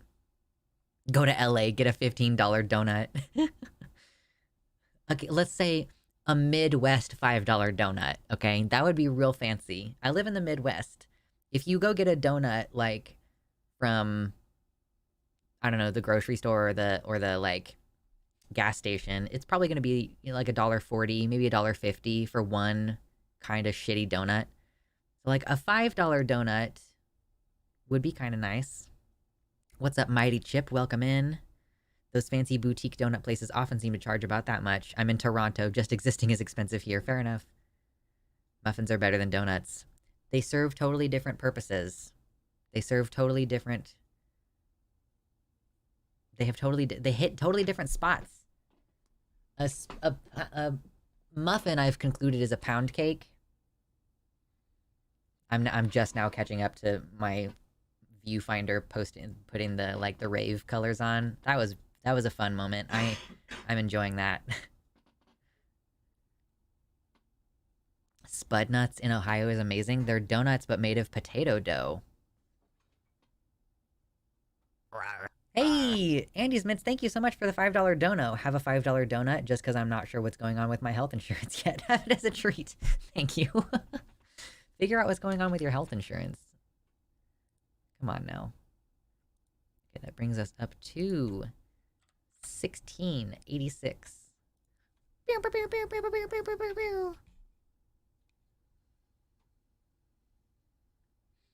Okay, hold on. Where did my chat go? Come back. Come back, I miss you. There you are. Welcome back. Okay. Cannolis are better than muffins, are better than donuts. Listen, all I wanted for my birthday last year was a cannoli, and I didn't get one. I wanted to eat at this place that has cannoli, and I was not able to eat there. That's all I wanted. That's all I wanted was cannoli. I'm gonna have to learn how to make cannoli if I want cannoli, and it's really sad. I want them so much. I haven't had a good cannoli. I mean, sometimes the one of the local grocery store bakeries will have like one cannoli in the refrigerator, but most of the time they don't. Luxander cooking stream when? Listen, you guys don't donate enough for me to get the equipment that would be required to make a decent quality cooking stream. I need a decent quality microphone. I had Cantoli. It's true. I had Cantoli. You know, never mind. Baklava is listen, I love some baklava. It's yummy. Signed into chat because somebody tricked Lux into reading Gordon Lightfoot lyrics and it made my morning. I'm so glad that I have no idea what that is. Delicious. Oh my god. Okay, we talked about the Stonehenge-like structure. We've got some news today. We've got some stuff about Iran. We've got some stuff about foster children. Is baklava Greek? Yes, it is. It's like, you got a lot of layers in there. All these pastries have their place. They all have their place. Oh my god, we're so close to 75 likes this time. Crazy.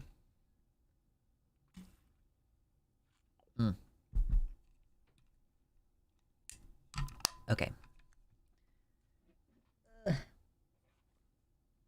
I always confuse baklava with balaclava, and it makes for some interesting sense. Yeah, balaclava is the, like, thing that you wear that covers most of your face, right? You know, it's for keeping yourself warm. It's a balaclava. Baklava is a pastry. It's a flaky pastry, often with a cream in it or on it.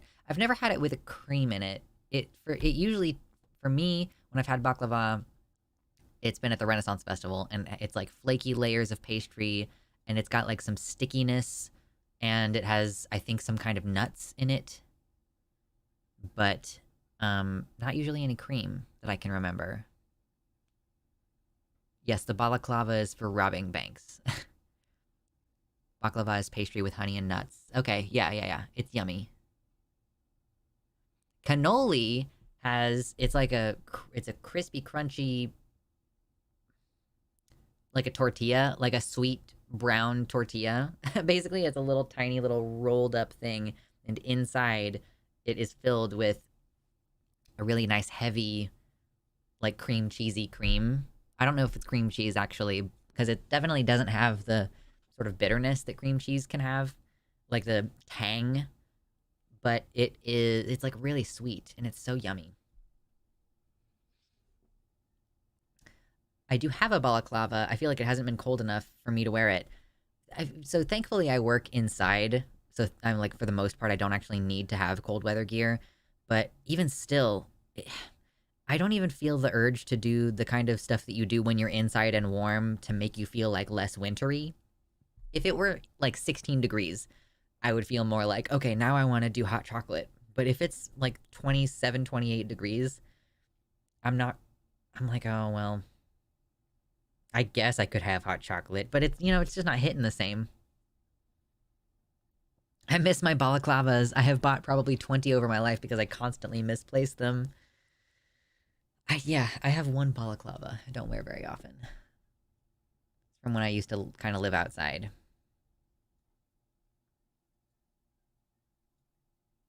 I think it's mascarpone. Ooh, yeah. I don't know that I've ever had mascarpone otherwise.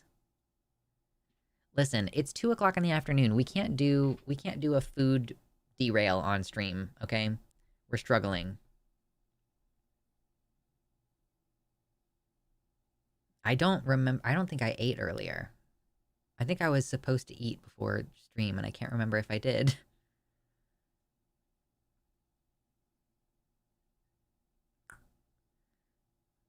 Off-grid, no electricity music.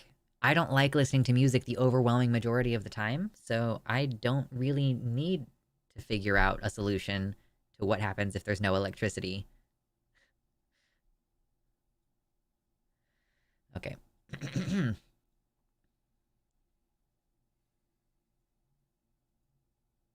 Hot beverage in summer keeps cool. Neat trick. That doesn't work for me. If you raise my internal temperature, I don't cool off fast enough. It doesn't actually like eat like okay, so drinking listen, okay, so here's the logic. The logic. Here's the logic.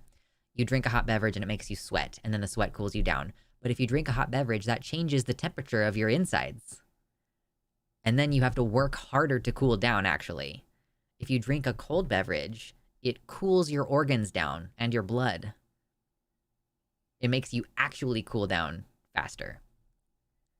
If you're hungry, do a mukbang stream. Should I do a mukbang stream at some point? Is this what you want from me?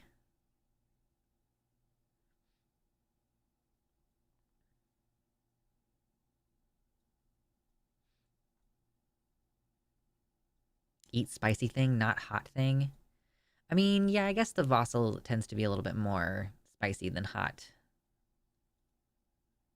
Oh, in the summer. Yeah. In the summer, eat a spicy thing because it doesn't actually heat you up. What is it with people and wanting to watch people eat? It definitely is yeah, it's like a fetish thing. We talk about food in here a lot. I know.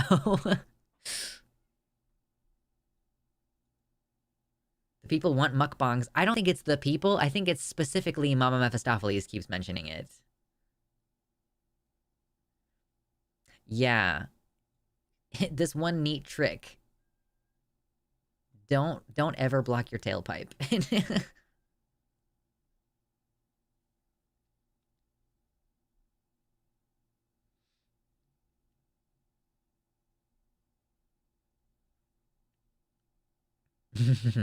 Was it you last time who brought up the mukbang? Did I call it out? Did I call you out?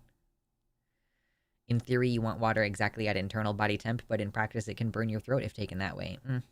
Yeah, I like drinking cold water. I'm like, does it feel cold to me? Yes, I want to drink it.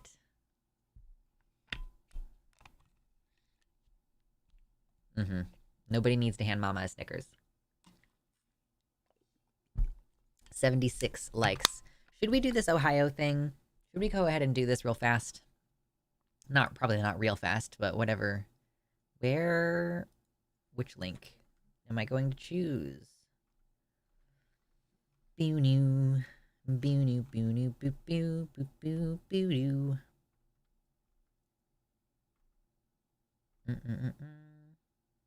Trans candidate removed from ballot. This was originally reported by someone else, though, so I might try to find that.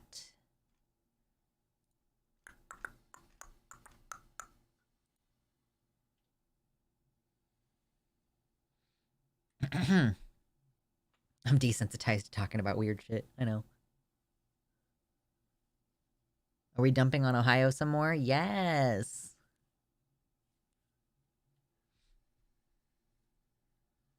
I drink a warm, not boiling coffee in the heat and my temp goes down. Yeah, I mean, maybe a warm coffee would be different than trying to drink something hot. Half my customs requests are for armpits and foot stuff. Make that money, mama. You made your OnlyFans paid, right? So do it. Make that money. Success. Okay. I feel like it's weird that we talk about Ohio as often as we do. I would not have expected Ohio to be the place where we're getting a lot of Republican sentiments, though. But with the abortion rights and trans rights, it's like there's a lot happening in Ohio right now.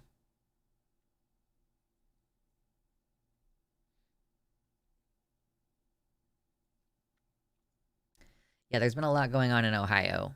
More presidents from Ohio than any other state. Troublesome.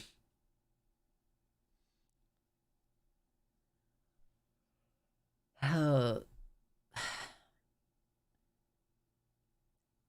Amongst the numerous ways that Republicans in this country are trying to usurp democracy, one of the things that they have just done is basically use a weird little loophole to deny a trans person the opportunity to be on the ballot. So not only are they restricting voting access and all this kind of stuff, but you also, if you're trans, they will find a loophole to keep you from being on the ballot at all. Thank you. Thank you, Uncomfy, for the $14.94. They said trying to clear out a gift card. Thanks. I guess that's the way to do it. If you have a gift card and you're like, how do I empty this thing? How can I possibly make sure that I get to zero? Well, you can't guarantee. Unless you donate exactly your amount to me. Do it. Do it, do it, do it, do it, do it. I don't know why this isn't working. Up.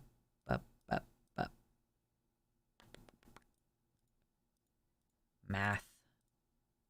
Oh my god, I'm gonna fucking kill you. Okay. Cool, great. Okay, I don't have to kill my computer anymore. I was gonna murder my calculator, but now I don't need to. I was thinking about it, but now I don't need to. Brings our dono amount to $31.80 for today's stream. $31.80.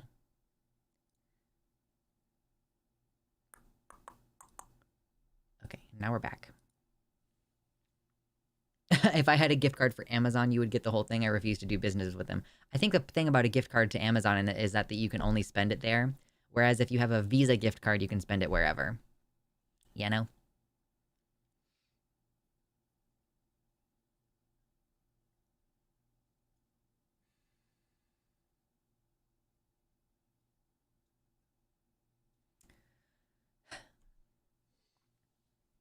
Okay. Where do we start with this? One of the things that trans people have to struggle a lot with is getting their name changed. And not only getting our name changed, but then dealing with all the consequences of such. You know, like, if I change my name, will I be able to get this, like, payout from this 401k at a previous job? Or, like, you know, if I change my name, how am I going to deal with my credit cards that are all in a different name? You know, there's a lot of stuff that we already face issues with. And there are trans people out there who have been denied access to their bank account because their name didn't match their appearance or something like that, or the name wasn't the same as the name on the account. There's been numerous issues that trans people have run into. And in this particular instance, yeah, apparently you are supposed to include your name, your previous name on the petition if you are petitioning to run for office in certain places in Ohio. So there's this trans woman named Vanessa Joy. This is her picture. She was petitioning, and she successfully got enough signatures on her petition to be able to be on the ballot in Stark County. But it turned out that they wouldn't allow her to be on it because the law requires any candidate running for office to include name changes on their petition if the name change occurred within the last 5 years. At least 2 other trans candidates could be impacted by this law, which apparently has been selectively enforced against Vanessa Joy. There wasn't, these 2 people also previously changed their names, but they're not being messed with. And also there is already an exception written into this law for somebody who's had a change of name for marriage reasons. Like if you're married and you change your name, for some reason you don't have to put that you changed your name recently.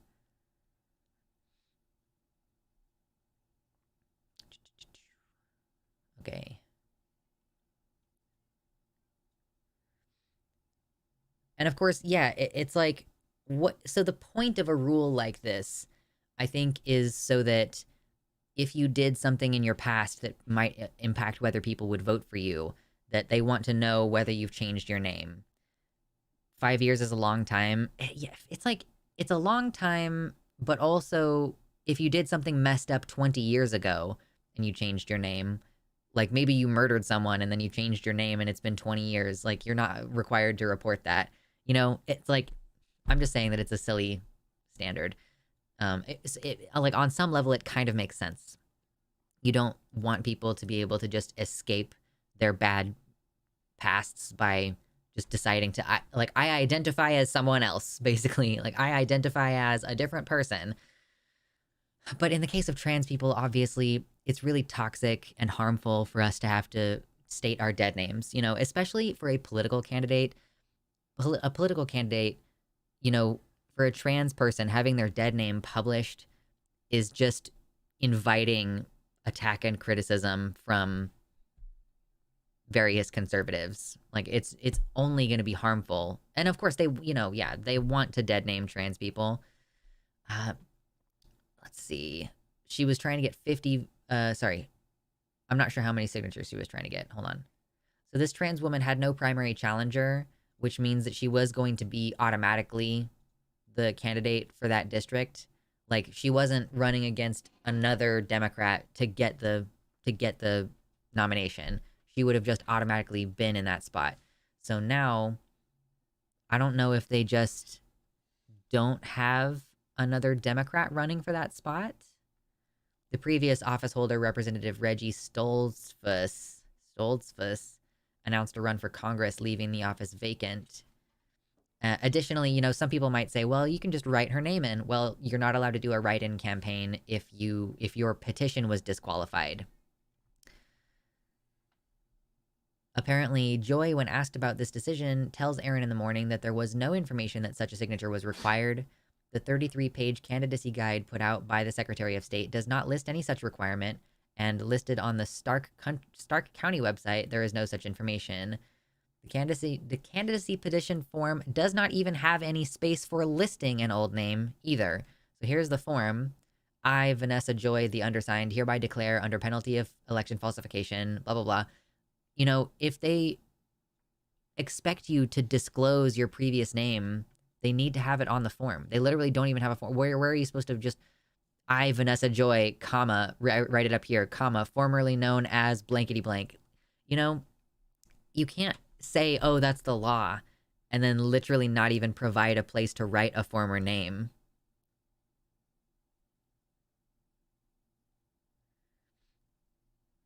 And of course, it would out her putting the dead name. I don't really think that she's stealth or trying to be stealth. I'm not sure, but if she were stealth, then she would need to disclose that she's trans in a situation where maybe she didn't want to.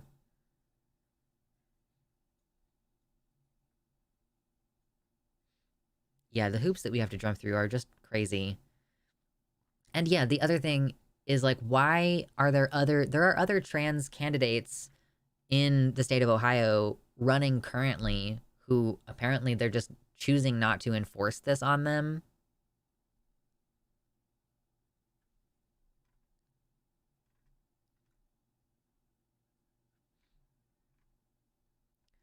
There's basically no recourse for her at this point, as far as I know. So for her next steps, she says, I'm still exploring options, but my hope is that I can get legal representation to challenge the wording of this law and make it more inclusive to trans folks.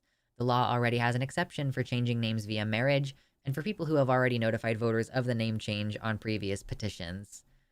There's no reason to not have, there's no reason to not have an exception for trans people unless you specifically want to prevent trans people from being public servants, which I guess they kind of do.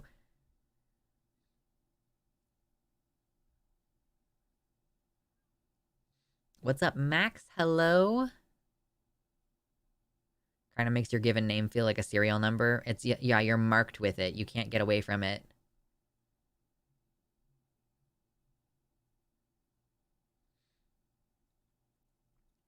It's not even about endangerment. It's fundamentally anti-democratic to only enforce specific laws on people the Democrats don't like.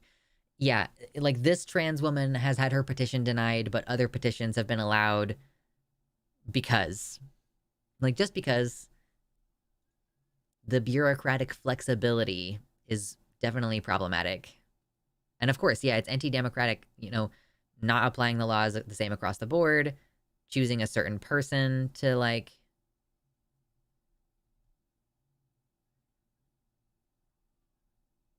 not me breaking in and committing arson to really kill my dead name. It's so frustrating too to change your name or to change your legal sex and then still be required to put that on forms. Like, one of the things, I know this is just going to be a complaining for a half a second moment for me, but it bothers me a lot that I went through the trouble of changing my legal sex, but when I go to like a medical thing, even if I'm going to a medical thing that has nothing to do with my genitals or anything, like having to put, like they put, oh, put your assigned sex at birth and then also put your gender identity, and then they just put you in the system as your assigned sex at birth, and then I have to fucking look at that on all of my paperwork. If it has my name and my sex on it, I have to, okay, the whole fucking point of changing my legal sex was so that I wouldn't have to look at this anymore. I can never fully change my legal sex on my birth certificate because I was born in Mississippi. High five, I live in Kansas, and they briefly made it so where we could change our birth certificates. I didn't want to change mine to say male, and there was no X option, so didn't really make any difference for me, but they did just change it recently so that you can't change your legal sex on your birth certificate unless it was messed up at birth, So, yeah, it leads into a much broader conversation about the fact that we are marked, we are identified as trans in this way. And, it's not safe. If we live in a country where people are saying, oh, you're a groomer, I automatically assume that trans equals you're a child molester. There's no positive benefit to having people know that you're trans unless you tell them first, if someone discloses that you're trans without your consent, that's part of what makes it so dangerous. Folks are not down with trans people.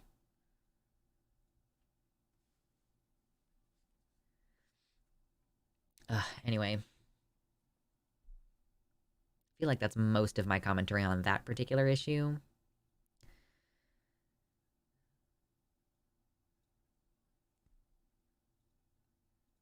What's the point of changing the certificate if your paperwork still says something else? Right, yeah, what a major part of the point of me changing my legal sex was so that I wouldn't have to look at it on my documentation anymore. And then all of my medical documentation still has my assigned sex on it. I'm like, all right. It just makes you not want to go to the doctor, unfortunately, is one of the things. It's like, oh, it's just impossible for you people to figure out a system that doesn't have my legal sex printed on everything.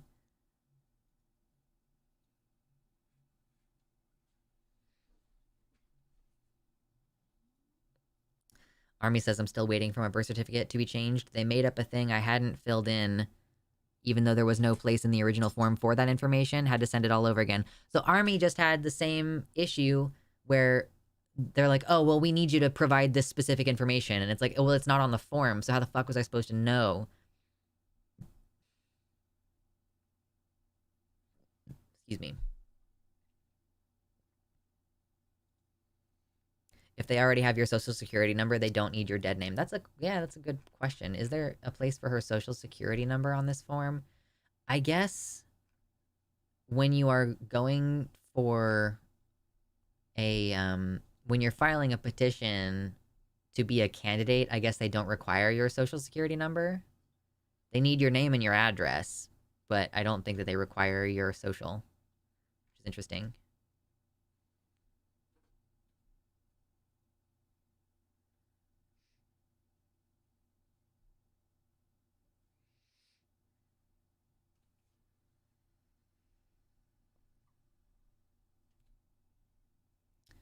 The only time we should say sex assignment beyond being at the doctor's is for the census for important statistical info on poverty. That's the only time IMO, it has a good reason to need it. Yeah, it like, there's issues where, yeah, it's like statistically significant.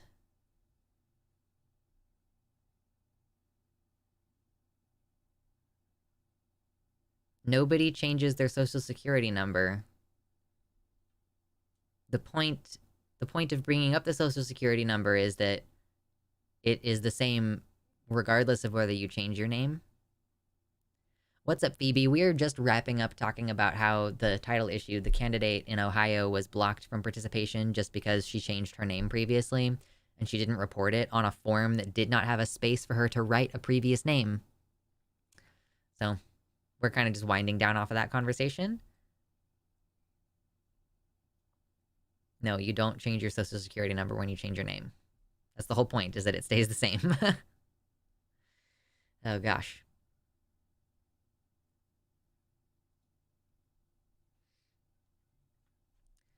Okay, we did that. We did a news.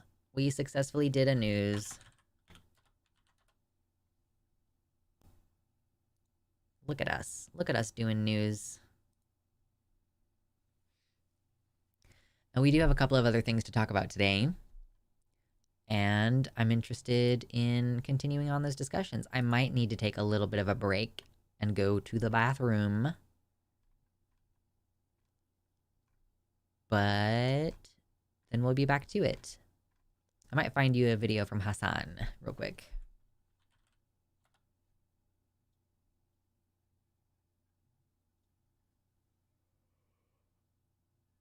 Ooh, yawn. Okay. Let's find a Hassan video for you.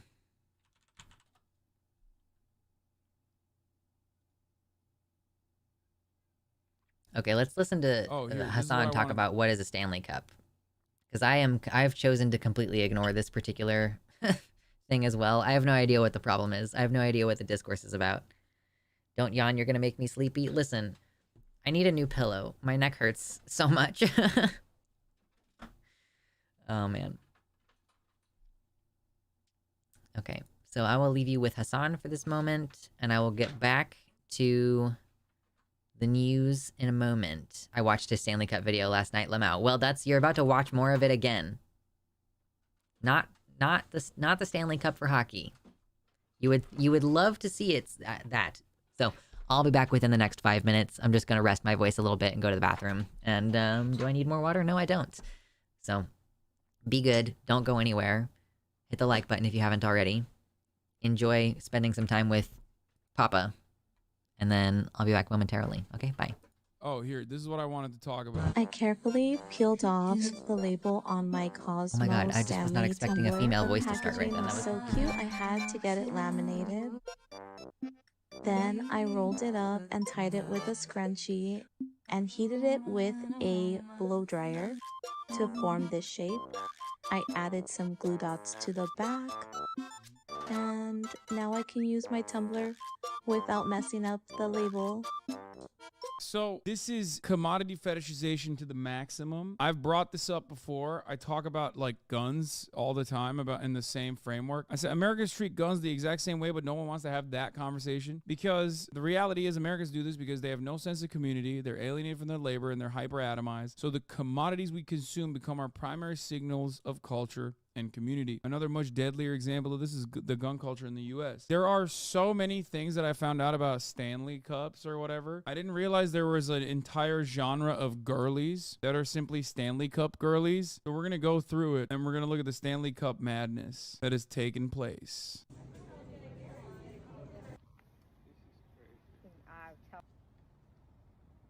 There was like 3 other people who were actually men in line during the Valentine's Stanley drop.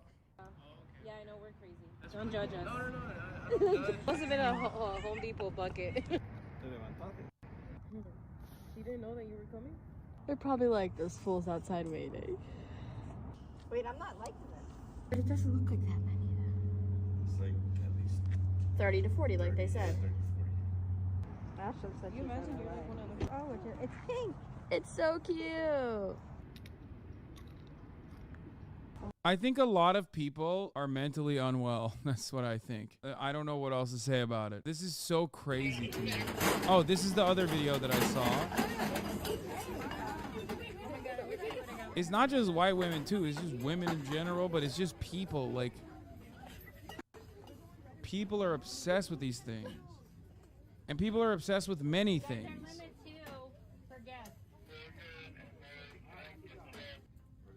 But yeah, this is why. Exactly. I'm not kidding. I think this is the reason why. I think there's something going on TikTok where like when people see something on TikTok that bangs, they have to buy it. A mug. It's literally the most, it is the most normal thing. It's like supposed to be a thermos, Chad. What are we doing? The worst part is the Stanley mug leaks when you tip it over. Wait, no way. There ain't no way. Are you telling me that those mugs aren't even doing the one thing that they're supposed to, which is hold that shit in? Come on, dog. There is no way it doesn't fit in a cup holder and they leak all the time.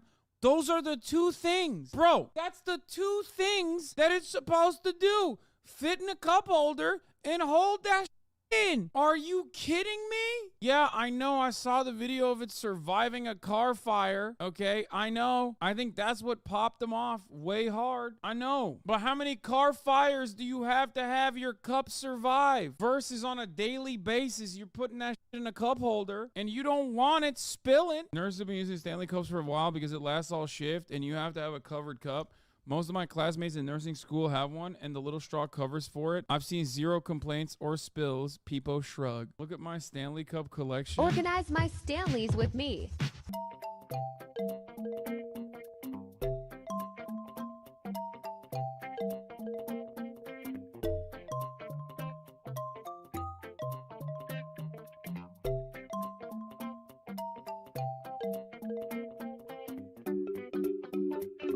What are those? Is that for soup? I feel like is that a soup thermos? I don't understand it. It's like, what's the deal? Why are you? Yes, those are normal. How much soup are you consuming that you're like, I need multiple? It's easier to make gun perverts recognize their commodity fetishism when you show them Stanley cups because of their misogyny. Yeah, I just don't have a single damn thing that I love this much. And I buy expensive clothes, but I also see the value and the utility in it, I guess. Like, I don't know. I don't get it. Like, getting one is fine because you're like, oh, I love this mug. I saw it on the viral TikTok. Like, it seems very durable. I'm going to get one. Maybe 2. One for a good day, one for a bad day. But I don't understand why you have 30. This marketing pro got Crocs on every celebrity from Bad Bunny to Justin Bieber. Now he's behind the Stanley tumbler. You can't escape.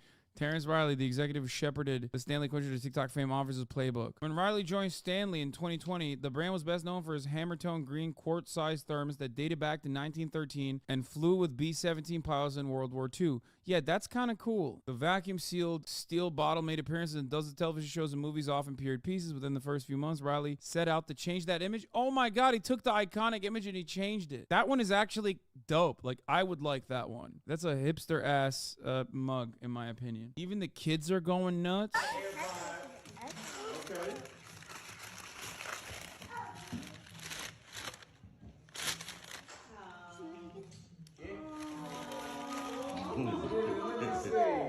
You're crying for a thermos? What's happening? Hey, yo. Yo, TikTok is crazy, dude. I probably have 50 to 100 vintage Stanley items from childhood. The quality was so much better. That's what you wanted. She wanted to stand. What? Welcome, my baby. That's what you wanted, huh? Bro, I swear to God, if I was that age and someone got me a thermos, I would throw it. I would throw it on the ground. I'd be like, that's a cup. You got me a vessel to drink out of? Like, that's like not a PlayStation 5. Like, you got me a cup. This is crazy. I guess, cool. So much. Let me see. Hold it up. Bro, I feel like my Jewish friends would make fun of this as like, this is the bad gift that they get on Hanukkah. Yeah, sure, they get it 8 days in a row, but it's like 8 days of mid rather than the 1 day of good. Like, this seems like in other circumstances would be like a Hanukkah gift on one of the days. It's a flask. I'm losing my mind. She has an iPhone next to her. Oh my gosh, she's crying for the Stanley. There's an iPhone right there. What? It's selling for $1,000? What are you saying right now? Oh my God, the Valentine's Day Stanley Cups are being resold for $900. Now you understand why I'm covering the story? Do you understand? Because like I saw the phenomena. I saw what was popping about the Stanley thing and I was like, I have to look at it on stream.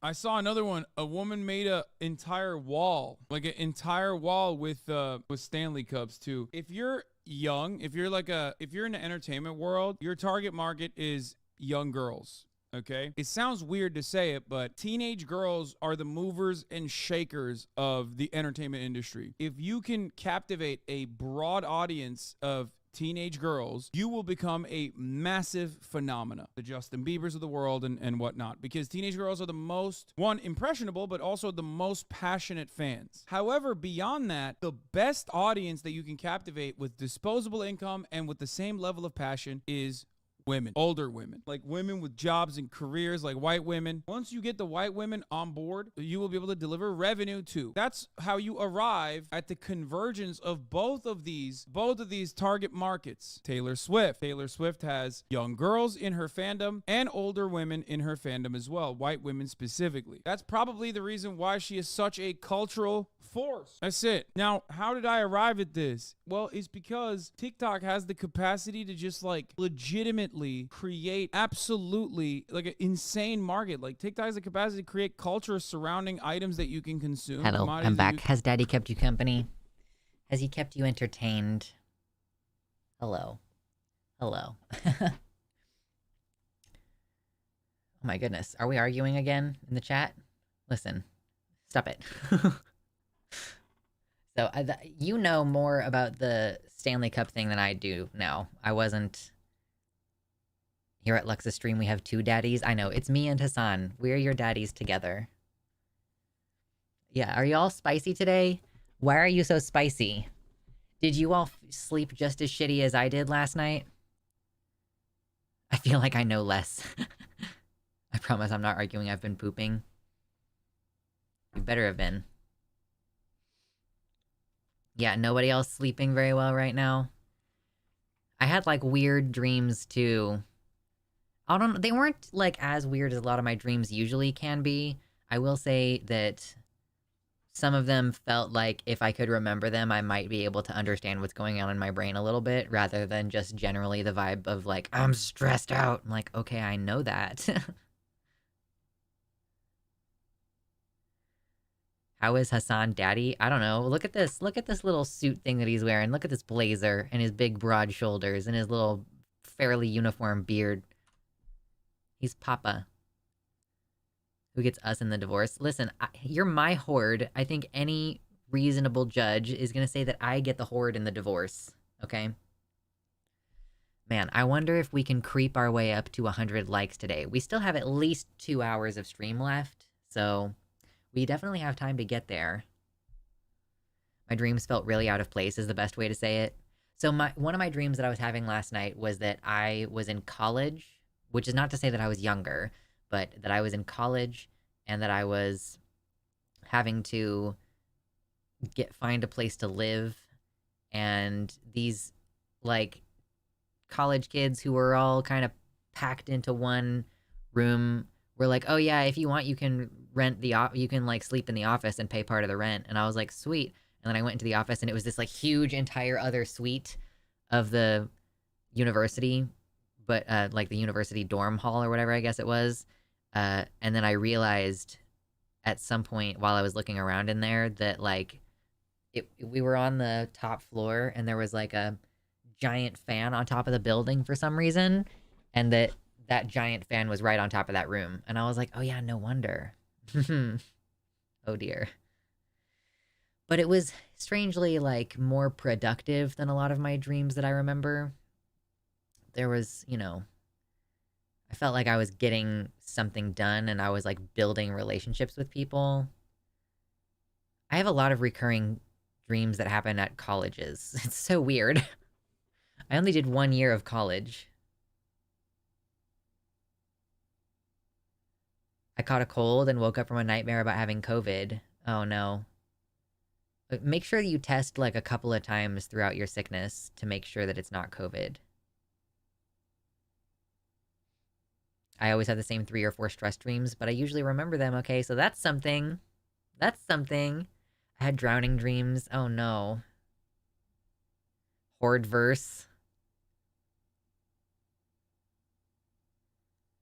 Horde vorse.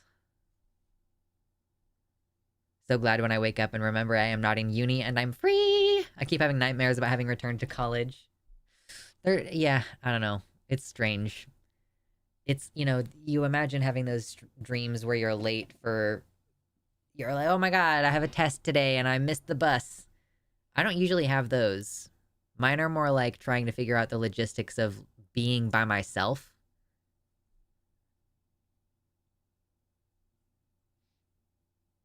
Oh, I used to have weird dreams about someone taking away my HRT. That stopped finally. Oh my God.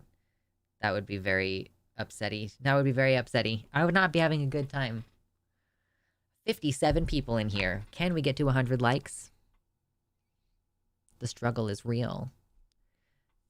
Who gets the hors d'oeuvres in the horde divorce? I love hors d'oeuvres. They're so... Deviled eggs are technically hors d'oeuvres, right? If you walk around with a tray of them, that's an hors d'oeuvre. Oh my God, I love deviled eggs. I want some. I need to buy eggs. God damn it. I used a shit ton of eggs recently and now I don't have any. I need to buy more. I'm having a lot of traveling dreams lately. And then I remembered over vacation I used an actual physical map for the first time in years. Hey, thank you so much, Uncomfy, for the $5 dono. Neum1. Appreciate you. High fives. Salute. We need an egg emote. I think that's fair. I think it's fair to say that we need an egg emote. Okay, let me add that to the total. That brings us up to $36.80 for today's stream. Yeah. Thank you everybody so far for hanging out and donating and clicking the like button and all that jazz. We're having a good time. I feel like the show is actually picking up some momentum. You know, before Christmas, I don't think we were doing quite as well. So, thank you. I'm so glad that the stream is doing better. I will gladly egg the whole chat. Okay, let me get Hassan off my screen. I don't need you on here. I don't need you, sir. Oh my God, another $5. Oh, thank you. Uncomfy is another $5 dono. Neum 2 Electric Boogaloo. True. Thank you very much for a second $5 dono. Brings it up to 41. Nope. Okay. I did it. I can type. Math and typing? Wow, those are skills that I have. Thank you for getting... Yeah, are you just emptying out a bunch of gift cards still? Yeah, two little annoying gift cards finally gone. You're welcome. Am I blurry? I'm not blurry. No. That's not me. I'm so smooth, as a matter of fact. Okay, put that away. I have a weird love-hate relationship with eggs. Sometimes I really want them, but for the most part, they are meh to me. I don't, I either want a boiled egg, like on its own. I want like 2 boiled eggs and I'm just gonna eat them real fast. And then I like to put them in stuff. I'm not sure that they have to be with something. I don't know. I'm not as big a fan of scrambled eggs anymore.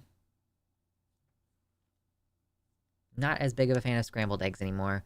A fried egg on top of another food thing? Oh yeah, I'll be into that for sure.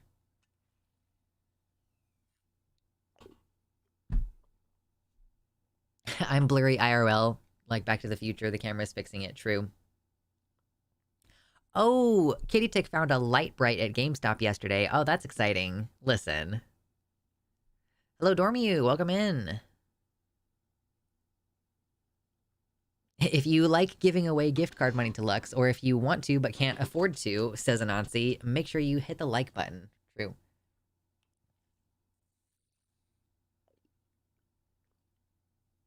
You gotta try a fried egg on a schnitzel. It's German and called hamburger schnitzel. I am not super clear on what schnitzel is. You cannot sucker me into another conversation about food. We're doing it again. I don't want to talk about food.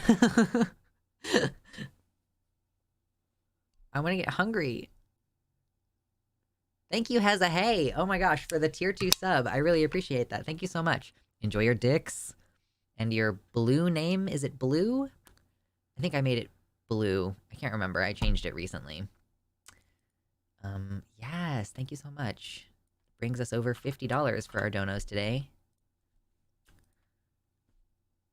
Y'all are so amazing. I really appreciate it. Trying to save up toward moving across the country.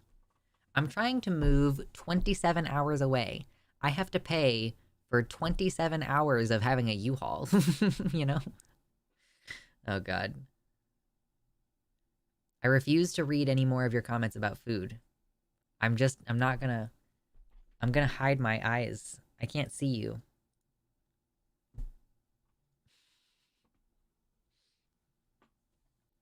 Okay, anyway, we have other stuff to talk about today. Oh, see, Mama switches to beverages instead of food in order to be tricky. Very, very fun. Very funny. Okay.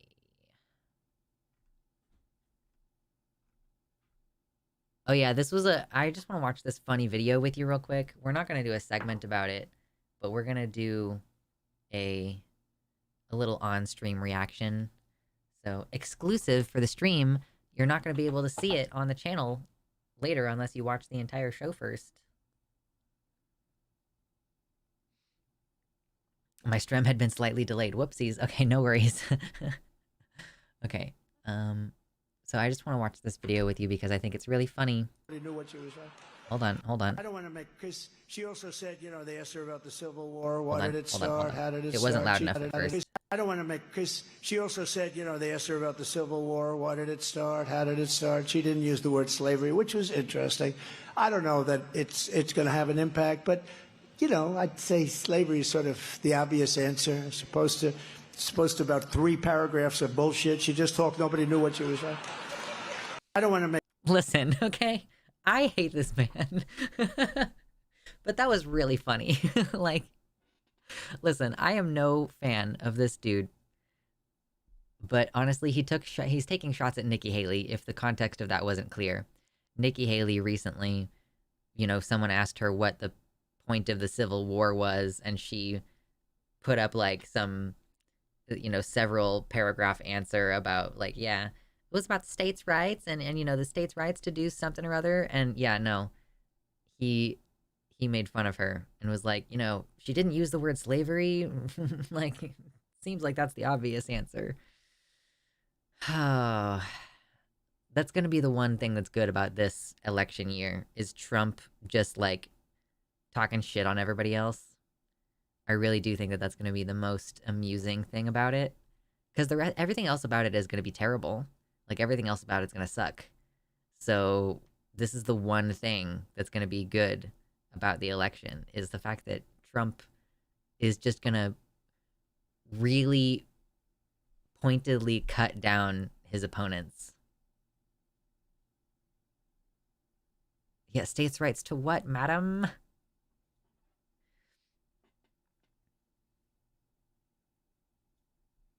This one's not a W. It's saying the quiet part out loud. When Trump says it was about slavery, the crowd is like, heck yeah, it was. Let's do another one to get that back. Maybe. I guess I was just more focused on, like, I don't know. Do you really honestly believe that Trump is intending this to be racist in that way? Or do you just think that it's a useful idiot thing where he's gonna end up inflaming some of those anti-black sentiments? Like, I wonder if the audience was more thinking, oh, Nikki Haley's a dumb see you next Tuesday, or if they were more thinking, oh, Trump is gonna bring slavery back, you know? I'm not sure. We'll see how things go moving forward, though. I mostly just want to focus on how much it's going to be fun to watch him be a huge asshole. I think the real problem is that we're literally seeing laws that prevent teachers telling kids it was about slavery without being fired for it. Yeah, like the president can say it, but we're not saying it in schools.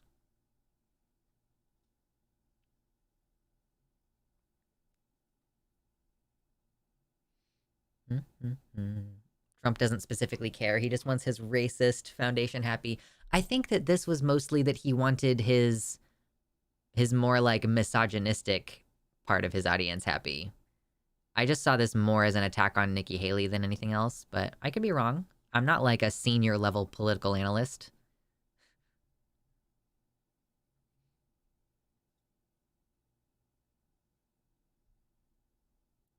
You could see the Innuendo Studios video Death of a Euphemism. Trump doesn't say states' rights because he doesn't have to pretend and use the euphemism. Honestly, it's just a dunk on Haley, dude, ain't that deep. That's kind of where I'm assuming that this is. But who knows?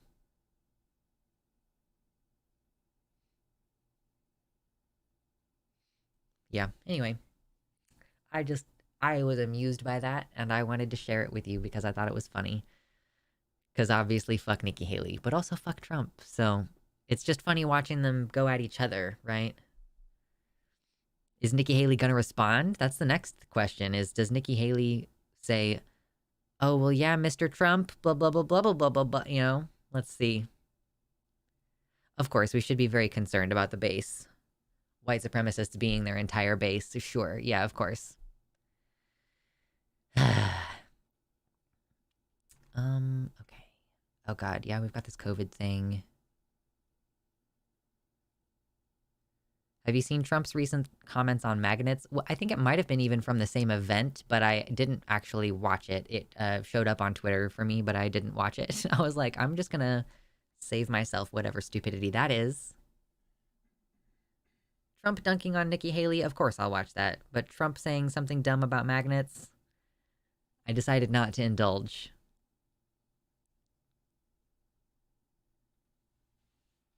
Don't call him Mr. Trump. Okay, so the thing is actually that calling him Mr. Trump is, it is really rude. Because after you become president, you are supposed to be graced with the title president for your entire life. So if you recall, when Trump was in office, when conservatives were talking bad about Obama, they would frequently call him Mr. Obama. So if you call Trump Mr. Trump, part of the point is to divest him from his office as president. Like, it's supposed to be like politically taking the teeth out and being disrespectful of his position, essentially. He said water destroys magnets. Lovely. I love that for him. I'm so proud of him. I love that for him. Oh my god, dude. Like, what do you say? What can I say but yikes? Just gonna quote Dan Olson there. Annoying oranges pro-slavery. I wouldn't be surprised. People got mad a lot when Bush Sr. or no, Bush Jr. was called Mr. Bush. Yeah. It's frankly supposed to be a scathing disrespect toward a former president, or sometimes a sitting president, but a lot of the times it's toward former presidents.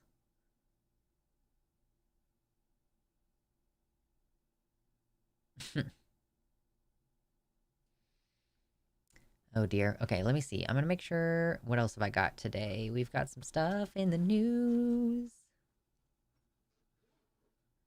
I know Trump's dead name is Drumpf, right? I'm familiar. That's old news. I didn't know that there was more than one George W. Bush, and I forgot which one is which. So the first one is actually George H.W. Bush, I'm pretty sure. And then the younger one is just George W. Bush. Correct me if I'm wrong, though. It's been a while since I really thought about... I wasn't alive when Bush Sr. It was Bush Sr. and then Clinton, right? I think I was born during Clinton's second term, I want to say.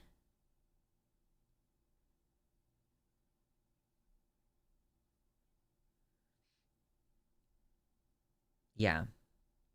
Actually, the younger one is George W. America is a country of over 300 people. Bush, true. Senior was before Clinton. Okay, so yeah, it was like Bush Senior, and then Clinton, and then Bush Jr., and then Obama. Okay.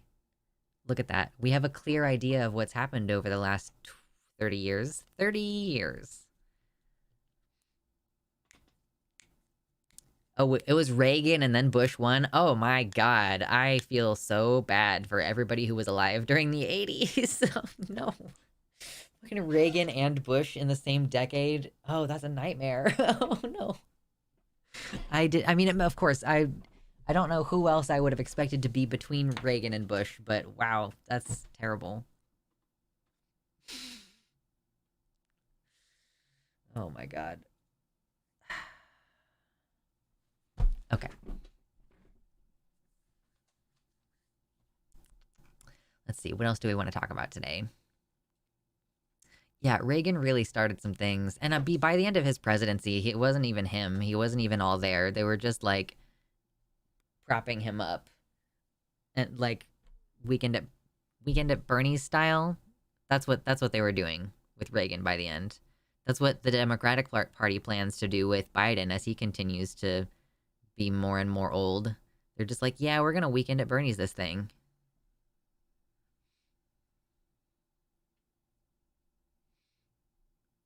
Jimmy Carter got shafted by Reagan. How?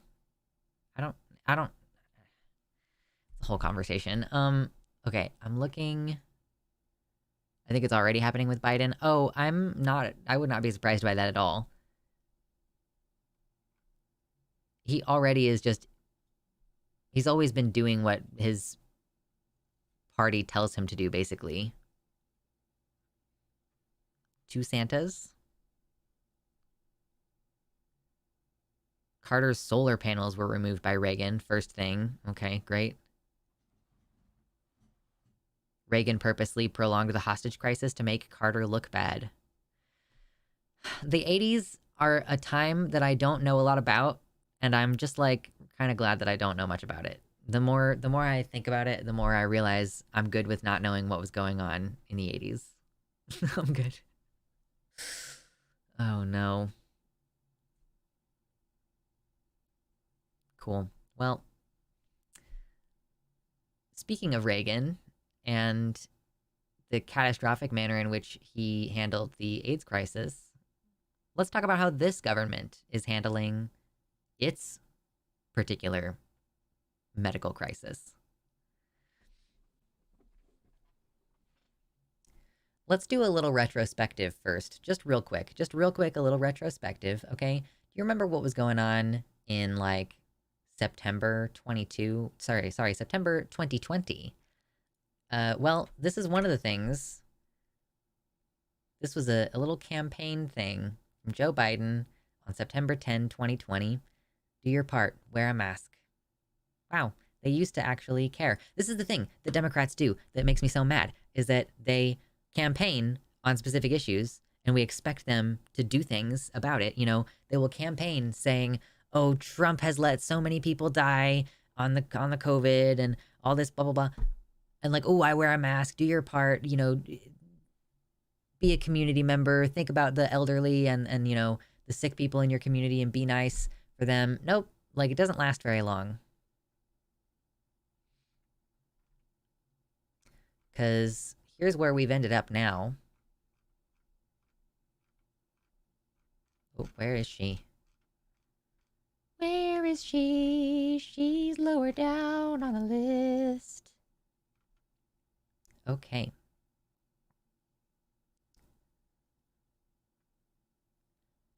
Here's a recent clip from a press conference the White House was giving. This woman's name is Karine Jean-Pierre. And we'll hear what she has to say. States they have to... Hold on. Take it back. Bring up the volume. Make sure everything's good. Okay. Some hospitals in at least 8 states have brought back some form of masking now due to rising cases of respiratory viruses, including flu and COVID. Does the White House think more hospitals across the country should be considering that right now? The masking piece, that is, we've always been very consistent on this. That is something that is localized or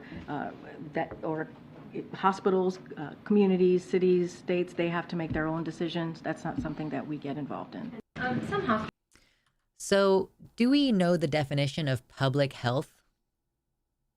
Do we think that maybe governments should be doing like literally anything? Like all she was asking was, do you think that hospitals should start wearing masks again in light of all these things? Just medical facilities. Do you think that the White House could say that in a medical situation, you should be wearing a mask? This is like the equivalent of when we realized that not only is hand washing really important, like we've gone through phases. Hand washing is really important to not spreading infection if you are a medical person. And there was pushback to that. And then additionally, there was a push to start wearing gloves. And I don't think that the push to start wearing gloves really caught until the AIDS crisis, when suddenly a bunch of doctors were concerned that touching someone with AIDS would immediately give them AIDS. Like, there's always, for some reason, pushback from these medical personnel who seem to think that they know better, like, than the actual information it shows. Like, they think that, oh, I don't need to wash my hands, I know better. I don't need to wear gloves, I know better. And then it becomes normal to start wearing gloves anytime you're doing a physical examination, right? The hospitals and masks situation, I don't think that I should ever interact with a medical personnel who's not wearing a mask from now on. Like, I just don't understand why it's acceptable in that situation. You know, if you work around sick people, why would you not want to protect yourself? Number one. Number two, maybe the people aren't necessarily sick and they're coming in for preventative care and they don't want to get sick in a situation where it's like, I have no choice but to go to the doctors, you know? So it would be nice if we could at least have the White House make a position on like, yes, we're not going to issue guidance on this, but we do suggest that hospitals should be masking again. You know, they don't even have to issue official guidance. They can just say, our official position is that these respiratory viruses are a concern and that if you want to keep yourself safe, you should wear a mask. Like, she doesn't even go that far. She's basically like, it's up to everybody. You know, it doesn't really matter. It's kind of almost flippantly like it doesn't matter whether you wear a mask. Some people are saying that her facial expressions here, like, I kind of agree with Phil, that dang Phil, who's the one who retweeted this into my timeline. He's a really cool dude. Love his channel. I recently did some voiceover for a video of his. But he's like, yeah, the official Biden response is like, to the idea that like, hey, COVID is surging and hospitals are scrambling to prevent mass death, is annoyance at being asked to display any kind of leadership. So I kind of read her response as being like, look, you know, we're not talking about this anymore. Like, that's kind of how it felt to me. But some people are speculating that her response is more like, you know, she knows better, but she like is being put in a position where she has to represent the official White House position, which is like that COVID is not a big deal. Like, I don't know. Not really sure what her deal is. And it doesn't really matter to me what her personal deal is. It does just really suck that, you know, we look to the White House for leadership. Obviously, that's the whole fucking point. And Biden campaigned on the idea that, you know, Trump's not taking this COVID seriously and I'm going to take it seriously. And, oh, there's so many excess deaths under Trump and there's not going to be excess deaths under Biden. But here we are. We're in January 2024 and we're having the second biggest spike in COVID since January 2022. That was the last spike that was bigger than this one. You know, the rest of them have all been smaller than this current one. There are probably, it's fair to say there are thousands of Americans dying directly of COVID every month. Who knows how many are permanently affected, disabled to some degree, unable to work. You know, the last time I read an article that was willing to publish hard numbers, 4 million people were not able to work full time anymore. And like,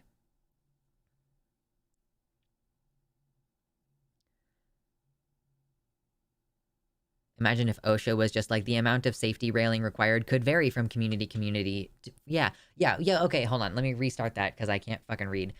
Imagine if OSHA was just like, yeah, the amount of safety railing required could possibly vary from community to community, and we're not here to say what's what. Yeah, I'm assuming that OSHA has not made a statement, and that's pretty disappointing that OSHA, you know, you can't get occupational safety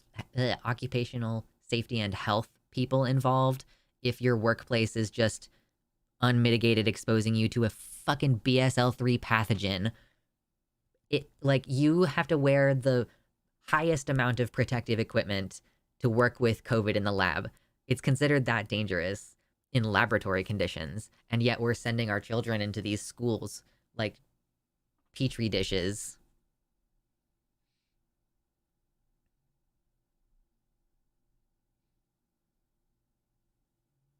Also, to me, everyone who doesn't have a good reason not to should get vaccinated at this point. Of course, we need to get biannual vaccine updates, frankly. You know, we have a new one usually comes out in September. You need to get the one in September.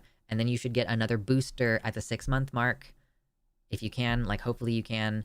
And then the next one's going to come out in September again. You know, like, you should be getting it done twice a year or at minimum once a year, because it's basically like a new vaccine every year. It's like the flu vaccine. You don't really think of the flu vaccine as being a booster. It just is the next year's flu vaccine. You know, it's the same with COVID. You just need to start treating it like, oh, this is just this year's vaccine. And if I don't get one, I'm not vaccinated. If you don't get a flu vaccine every flu season, then you're not going to be protected against this year's strain of flu. Same thing with COVID.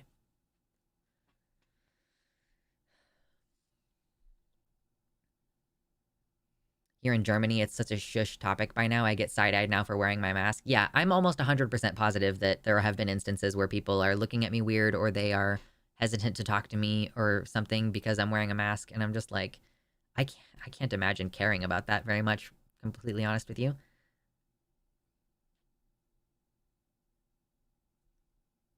Folks used to be okay with getting flu shots, but apparently COVID is different. What's interesting is that I think that people are also against I think that people are now also against flu vaccines, strangely enough.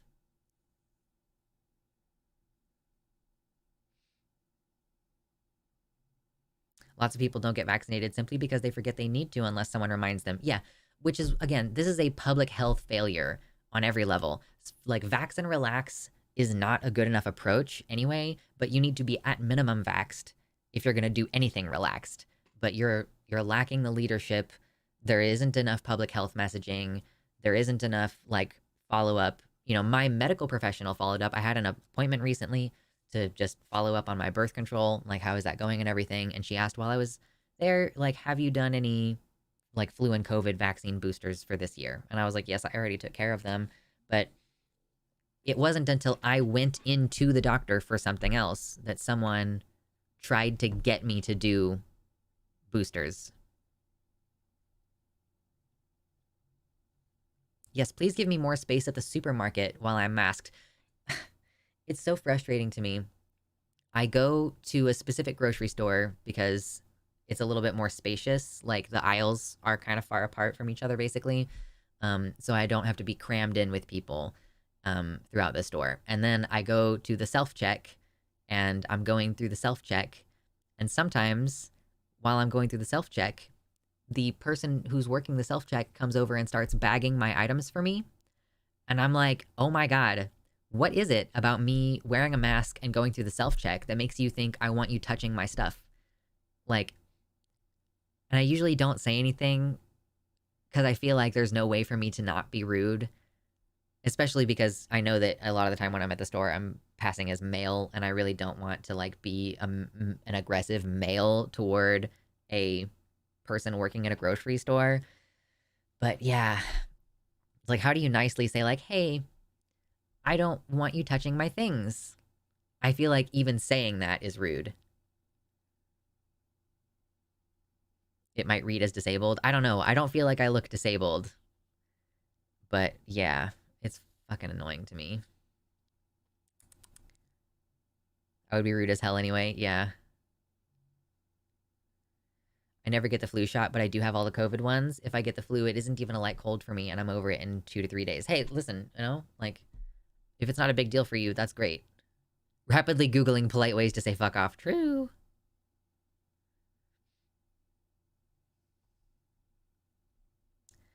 Yeah. Yeah, and also, yeah, getting the flu shot, it also prevents you from being very contagious, so...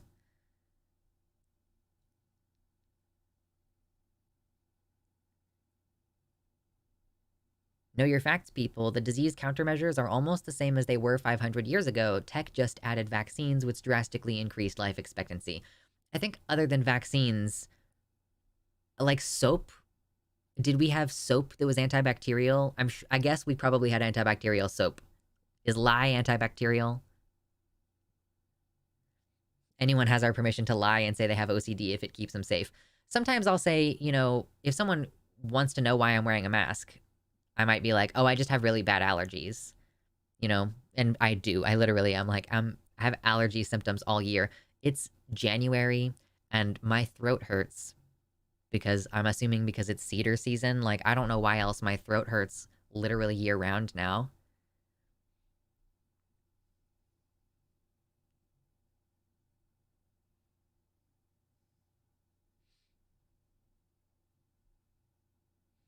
Don't use antibacterial soap unless a doctor tells you to for specific things. I use Dial antibacterial soap for my hand wash. Antibacterial soaps is how resistant bacteria gets made. Yeah. I don't know if I'm going to convince anybody in my house to stop using antibacterial soap, but I'll think about it.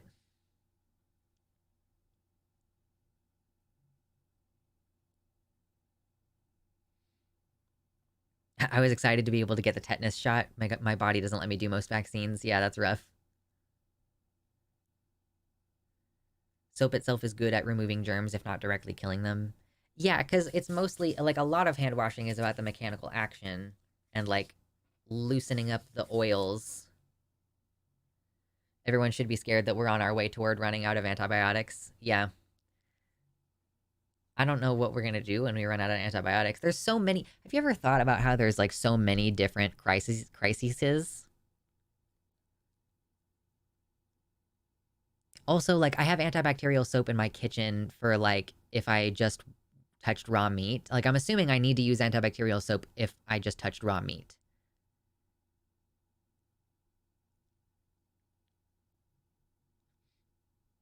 I don't need to use antibiotic when I just handled raw chicken.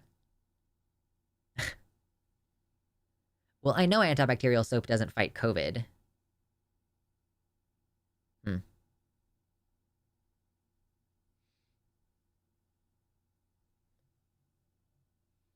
Some people are more inclined to help because they think I'm sick. It's a good intention. I can't be mad at that. Yeah. It's like, oh, you're trying to be helpful, but it's like, I am going through the self-check for a reason. Like, please leave me alone. Antibacterial soap also doesn't fight salmonella, just wash. Okay. Listen, I'm not advocating washing your hands in order to prevent you from getting COVID.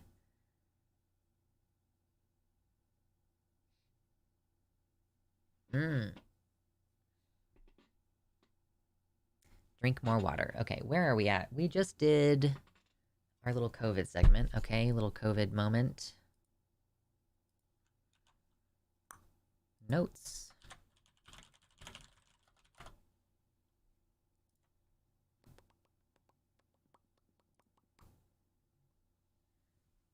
Please wash your hands with regular soap. Okay, listen. My husband likes the particular soap that we have. So, like, I have to convince a strong-headed adult to change our entire house's soap. So, I'll think about it.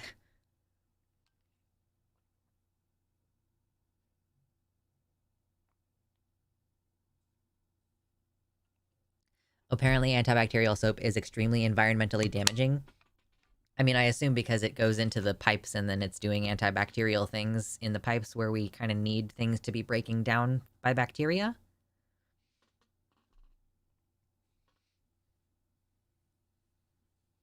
If you are in a medical facility, do not use scented soaps. Scented soap can be an accessibility issue in healthcare for a number of reasons. I mean, any strong scent you shouldn't wear in a healthcare setting. Like, you really shouldn't wear perfume either. Like, smell sensitivity more than anything is why I used to be so polite about vaping. Because I was like, I just don't want people to have a negative reaction to the smell. Or, I mean, the presence of the vape or anything. I am really grateful to the popularity of vaping for one reason, though, and that is that it has made it very obvious how aerosols work. So if I am ever trying to talk to someone about how COVID hangs in the air, I can be like, hey, you know how when someone breathes out their big fat vape cloud and it just kind of hangs in the air? Well, that's what COVID does. It just kind of hangs in the air. You need air circulation and filtering.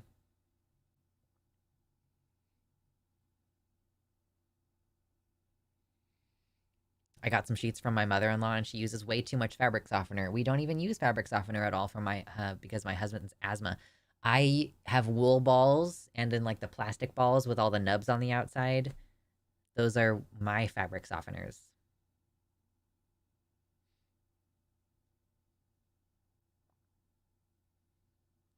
Ah, yes, antibacterial soap in my area has actually had noticeable problems with the river's microbiome and now seeing that depleted sea life. That makes sense to me.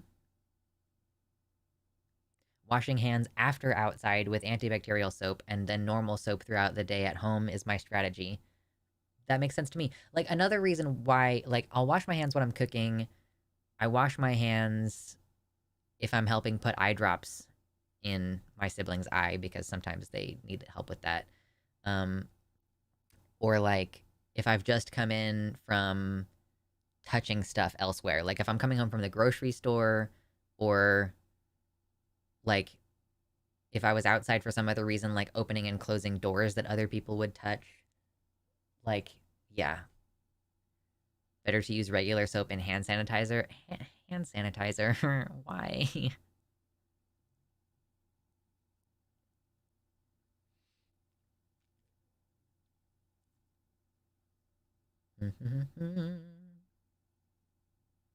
But yeah, it's hard to argue against the whole unnoticeable effect on the microbiome, because that makes perfect sense to me. It's not, you know, when you wash antibacterial soap down the drain, it's going to continue attacking other bacteria, and therefore it is gonna, like, you know, have an impact on perhaps good bacteria that we want to keep around. Hand sanitizer kills more germs than antibacterial soaps and doesn't poison the rivers or make resistant bacteria. Okay, I mean, yeah, that makes sense. I could definitely, like, as someone who is invested in, like, permaculture and ecology, I definitely can't argue with that at all. For sure.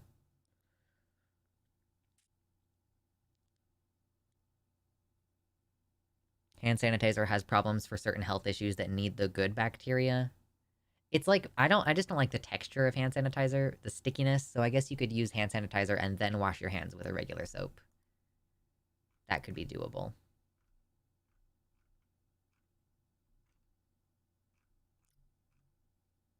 Looking for other stuff to talk about, making sure there's no other stuff to talk about. I do remember seeing a thing about using bacteriophages instead of hand sanitizer because it's selective. Bacteriophages.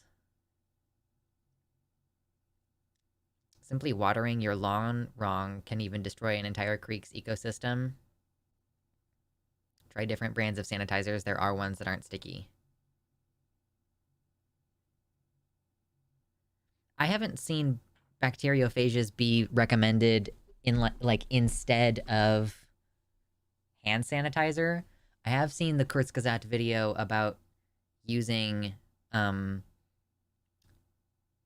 phages instead of antibiotics.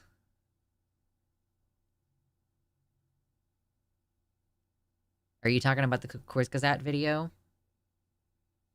They were like, we need to shift away from using antibiotics because we're getting so many resistant treatment resistant things.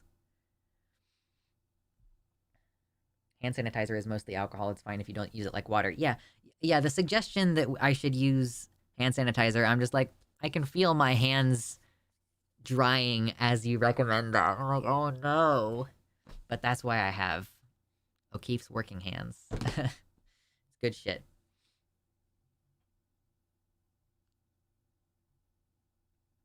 Yeah, lawns are not fun. But the thing is, if you don't water your lawn in some places, you'll get fined by your local, like, HOA or even city ordinances sometimes. So long as you have a lawn, you're literally being forced to put resources into keeping it looking fresh.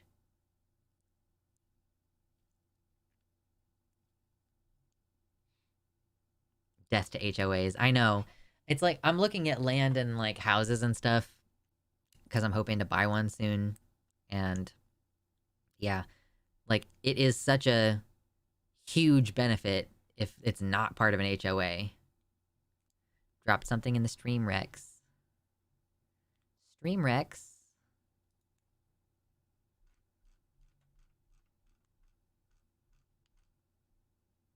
What is this?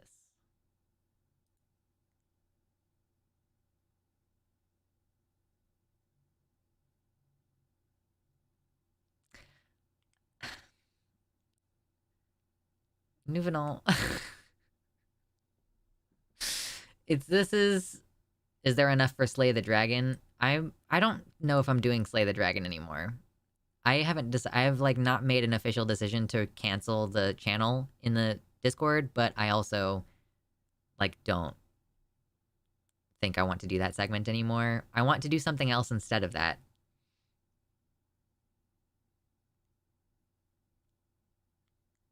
But anyway, what is this about Bigger Luke? Come on. I don't... Listen.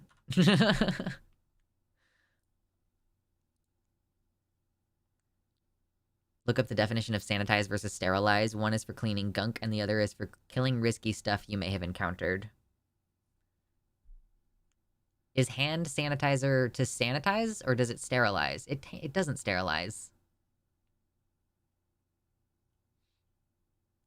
Okay, anyway, yeah, no, grass is not good.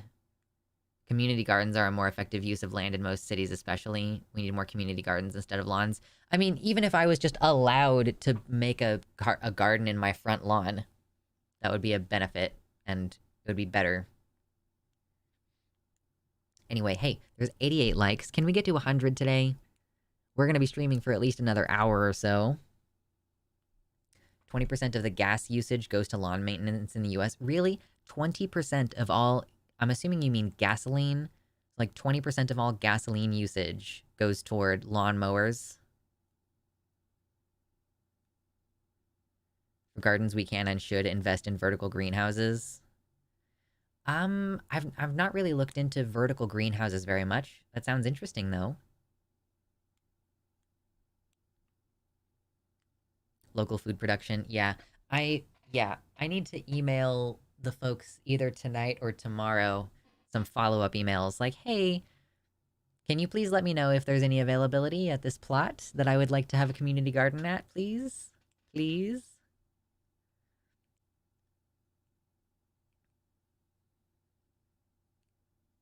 Wonder how much herbicide and pesticide use goes into lawns.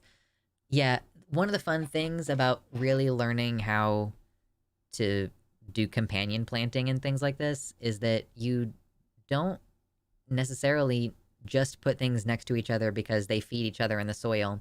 You might also plant things next to each other because, oh, this plant attracts an insect that will eat the insects that plague this other plant. So you might grow marigolds, for example, in your garden, because marigolds attract like something that eats beetles, I think. And yeah, so yes, exactly. Hooray for parasitic wasps. So if you have pests in your garden, you need to bring in, if, for example, if you have pests, certain insects, for example, you can plant certain plants that will attract more birds, and then you'll have more birds eating the bad bugs that you don't want, right? Or you might plant some plant that's going to attract a certain kind of bug that's then going to eat the thing that you don't like,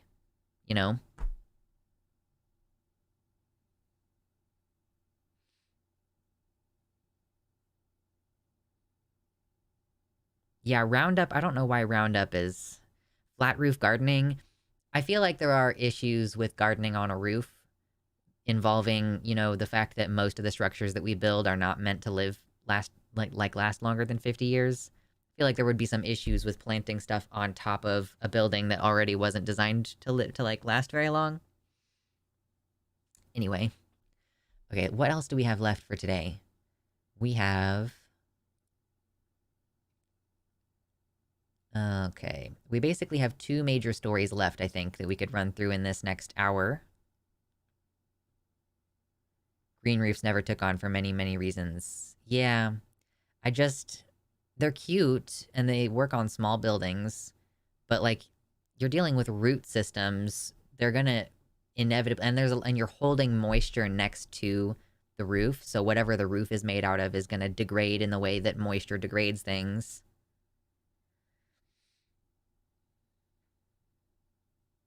Yeah, a client of ours tried to do a rooftop garden and just ended up with massive water and structural issues. Buildings should be designed to have vegetation on the sides facing the sun, saves money in AC.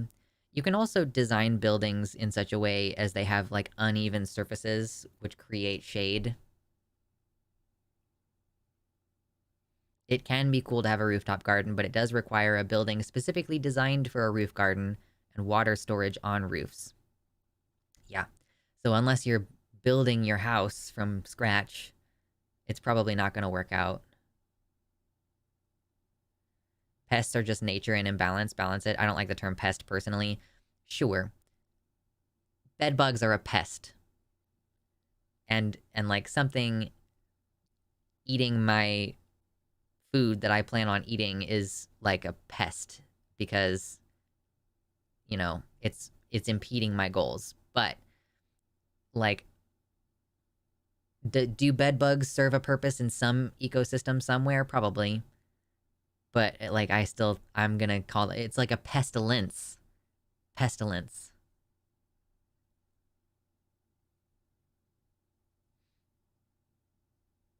Green space high-rise condos are a scam? I'm not familiar.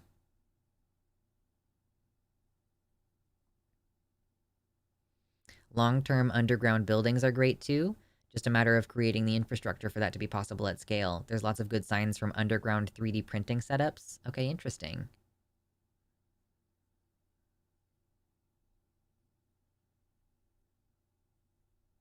England used to have wolves, but they were made extinct. Pour one out for the wolves. Just pour one out for the wolves. Okay, we're so close to getting 100 likes today. Can we get up to 100 likes today? I have 2 more news stories that I'd like to talk about with you all. Scotland's got wolves again. They've been reintroduced. That's exciting. Leave them on Scotland, though. Keep them away from the Brits, because they will just do it all again. Depends on what your water table is. I would not want an underground structure where I live. Additionally, I want to move to Oregon, and a lot of houses in Oregon don't even have basements because the ground is so rocky. So I'm thinking, I want to have a root cellar at the very minimum. Even if we don't have a basement, I do want to build a root cellar, which will, not have to be as big, but it's going to be hard to do potentially, depending on where, what the land looks like and what's on it. But like, yeah, obviously it's a mountainous area. There's lots of rock up there. It's quite stony.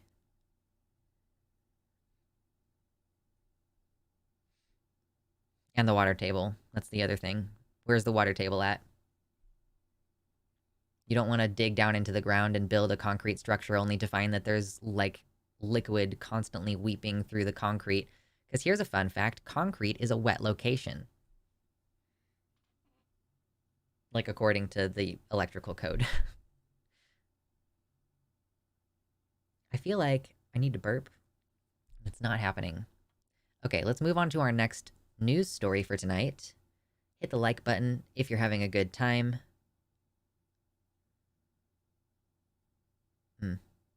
I keep getting, like, pimples on the back of my ears. Yeah, it's a wet location. Just like this dick.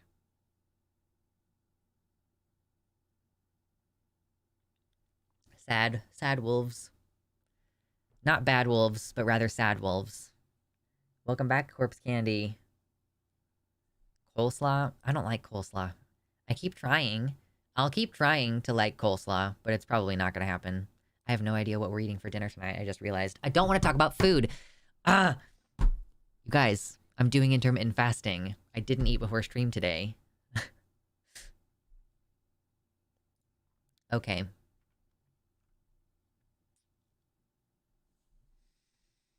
Man, I'm like, I don't know if I want to talk about this. I think this particular issue maybe I will leave for another time or just not get back to.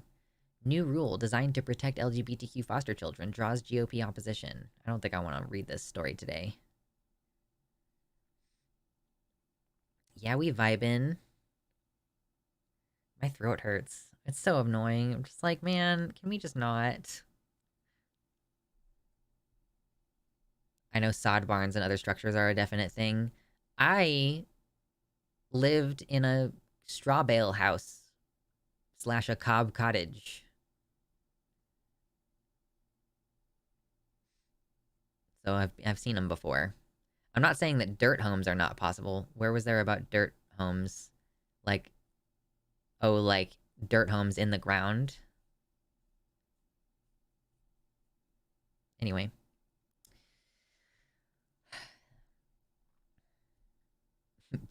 Dicks.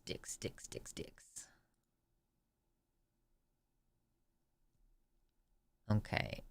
We do have... Okay, so basically I've decided that we have one story I'm willing to talk about today remaining. Maybe, I don't know, I'll double check. But this is my main one remaining.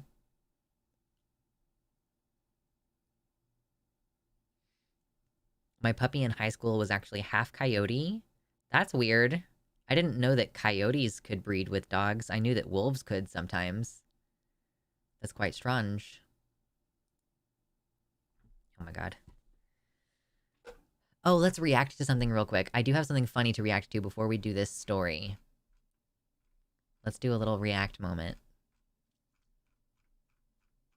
Coyotes are just wild dogs. Incorrect. A coyote is a different species of animal. Wild dog is its own thing. A wild dog is its own thing, and coyotes are a different animal.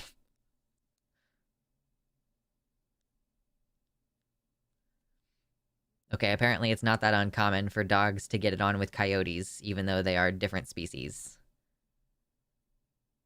Wolves can also breed with coyotes. Oh my god. Stop being such freaks. Stop it. I'm tired of you being such kinky weirdos. Okay, so we're gonna... They're different subspecies. Yeah. Fornication. So you remember a little while ago we watched a video of a man challenging a woman to any lift of her choice, and then he would give her $10,000. Well, I don't think that there's any money on the table here, unfortunately, but it is gonna be still amusing. So let's watch it together, shall we? Hold on. I'm gonna turn up the volume. It's already up. Let's take this back. Go. I am a D1 track Let me tell you athlete. about this one time I, for some reason, raced my boyfriend's friend over 400 meters. He refused to believe that a woman could beat him in a race. He does not run, but he challenged me to 400 meters. And I only agreed because I was doing a 400 workout already, so I was like, sure, join me. Then he ended up bringing both his parents, his family, his friends, and I was like, what the heck did I get myself Why did you bring all into? these people? But to narrate what went down, I just ran the first 200 meters with him. I just stayed with him. I'm not exerting myself for no reason. I have nothing to prove here. If you're crazy enough to challenge a 400, 800 athlete to a 400 race, that's on you. I'm not going to correct you. And then since he does not run at all, his lack of fitness really hit him hard after 200 meters. And I was like, okay, let me just go now. And then, as you should always do, I finish hard because that's what I ran track when I was younger, and it is true. You keep things steady for the first part, and then the last part, you really do gun it. So she's completely on here. what you do as a track runner, and this was also one of the reps of my 400 workouts, so I'm just doing my workout here. So yeah, there's me pushing hard. Actually felt some lactic, and then yeah, so the gap was widening. I actually ended up running 57 for this, which is pretty good for practice. She's like, I ended up running 57 for this, which is pretty good for practice. Oh man, that's pretty funny. Yeah, people are so confident that they're more able until they actually test it. Honestly, so first of all, with the minute differences in athletes' levels, you know, like women actually do a little bit better in stamina, men do a little bit better in strength, like on average, right?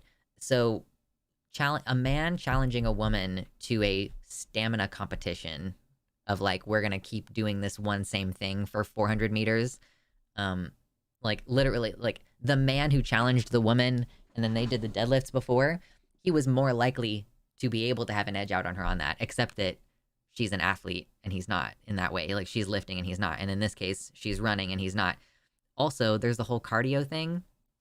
Like he would have been better off challenging her to like lift something once rather than, yeah, like have to run, like cardio of all things. Silly boy. I also can't math how long is 400 meters. I don't know. I think it's like a mile or close to.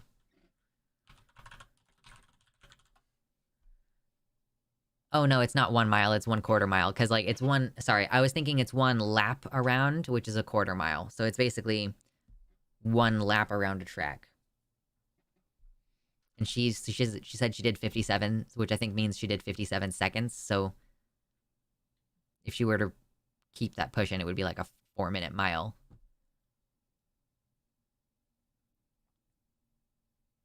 It's like people who go into judo thinking they will beat any woman they fight, and then they learn that's not how it works. Yeah, it's a great way to get laid out on your ass. I think that's a pretty good way to get laid out on your ass, yeah.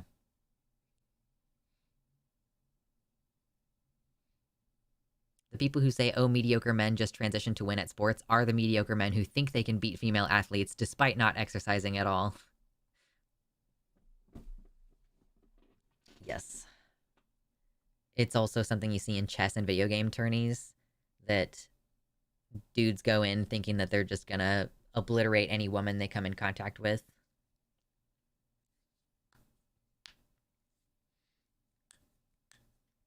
One of the first signs I was intersex actually was that I was better at long jump and more strength-based track stuff as opposed to endurance. I did running, but only one in sprint. Nice. Like the strength was edging out.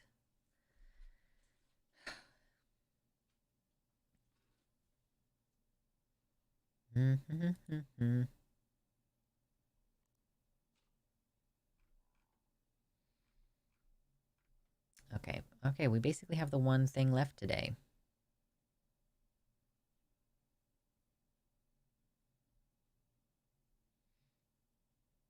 My partner just told me the average cis man thinks he can beat Serena Williams at tennis. Like, that's not even a strength thing. That's like it's like a geometry thing. You have to have the physics and the geometry in your head for that. How to actually, like, lunge and reach and... Yeah, like, yeah, it's running and skill. There's so much more going into that than just men are stronger. I don't know, it's pretty dumb. It's a conversation that's just not going to stop for a while, though, apparently. I miss being a sporty child, honestly. I wish, or I should sport again. There are some places where you can join adult leagues. I don't really want to join a team sport, but I love exercise. So I'm sure that there are fun ways to do adult exercise. We're very close to getting to 100 likes today. We only need 4 more, according to what I'm showing. So maybe during the course of this next story, we'll make it to 100.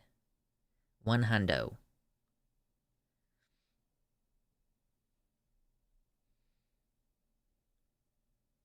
I played soccer as a kid, and the change from guys to gals soccer was wild. I suddenly felt like I was at a disadvantage. Yeah. Nowadays I treadmill and watch TV. Yeah, too many catcalls when you're running outside. We've been talking a lot lately on this channel, and also on my second channel, about climate change, the impending climate catastrophes that we're going to be dealing with, because current projections, for example, are now saying that we're going to be facing global water shortages by the year 2050. Like, by the year 2050, approximately 5 billion people will be affected. And, that's more than half of all people. So we've been discussing how we can prepare for that. What are some ways to get water? And, how can we create sustainable living?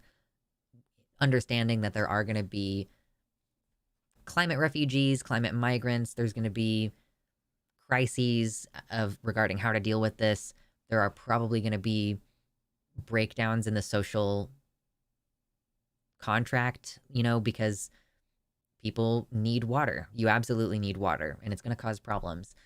Interestingly, there's an LA Times article that I'm looking at here, which is stating that there have been cybersecurity attacks on United States water utilities, and perhaps even electrical utilities in some places, which are going to accelerate this problem dramatically. We're so close to 100. Oh my god. Oh my god, I need to drink more water. I'm sorry, I have to pause real quick.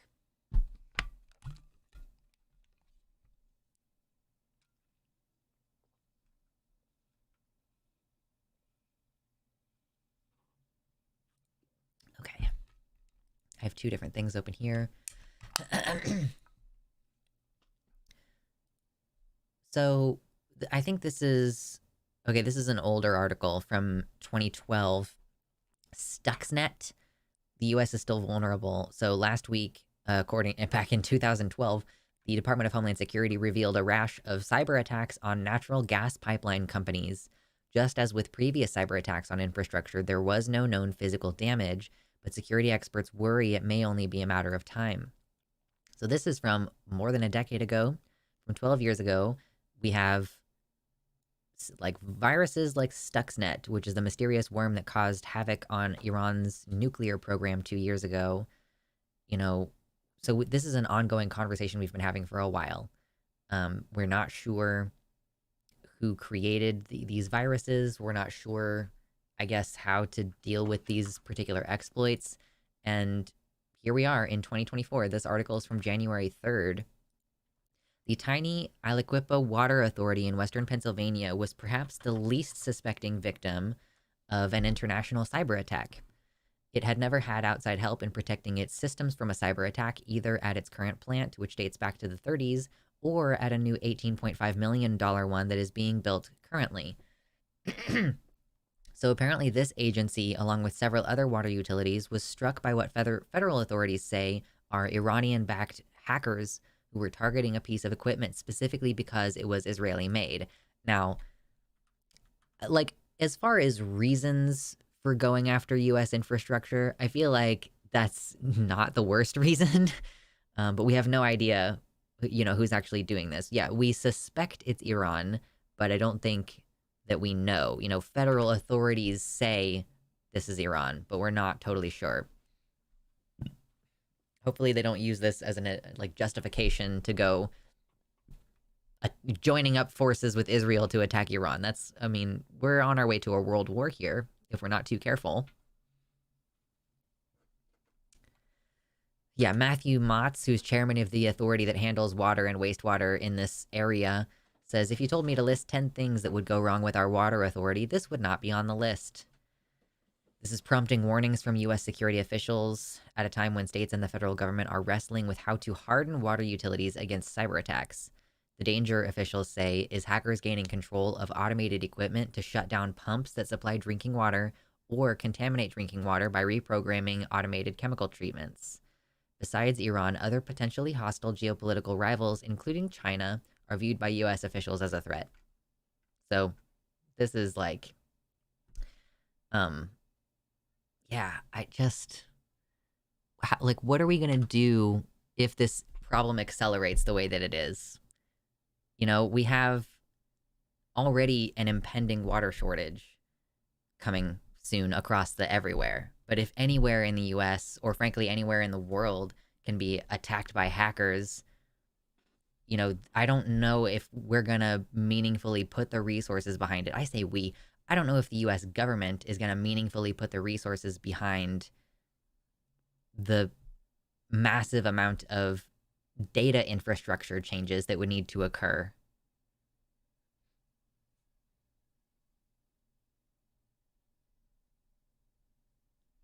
Honestly, USA has been fighting Iran all this time when they aren't technically at war with each other. We're just looking for any excuse to go get their oil. Just any excuse, anytime. Water is such a fragile set of infrastructure as well. It is very, very easy to go from okay drinking water to most of a country having non-drinkable water. Yeah, it's, you know, if you get a drop of dirt into a glass of water, it's dirty water now, you know?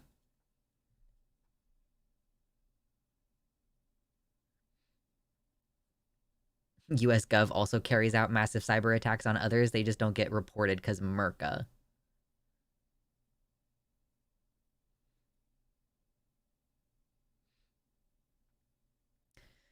See if there's anything else in here. So apparently back in 2021, the federal government's leading cybersecurity agency reported 5 attacks on water authorities over 2 years, 4 via ransomware, and the other was by a former employee. Okay, so a majority by ransomware. In this instance, Iranian hackers shut down a remotely controlled device that monitors and regulates water pressure at a pumping station. Customers were not affected because crews, alerted by an alarm, quickly switched to manual operation, but not every water authority has a built-in manual backup system. Why? Oh my god. Just the reliance on systems that could fail critically at any time. Oh my god, you guys.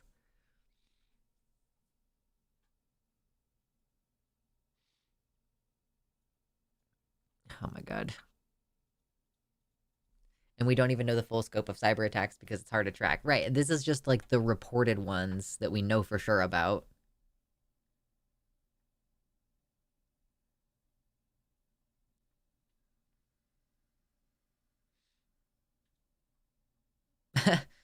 There's this one guy who somehow took down all of North Korea's internet for a day because, quote, he was bored.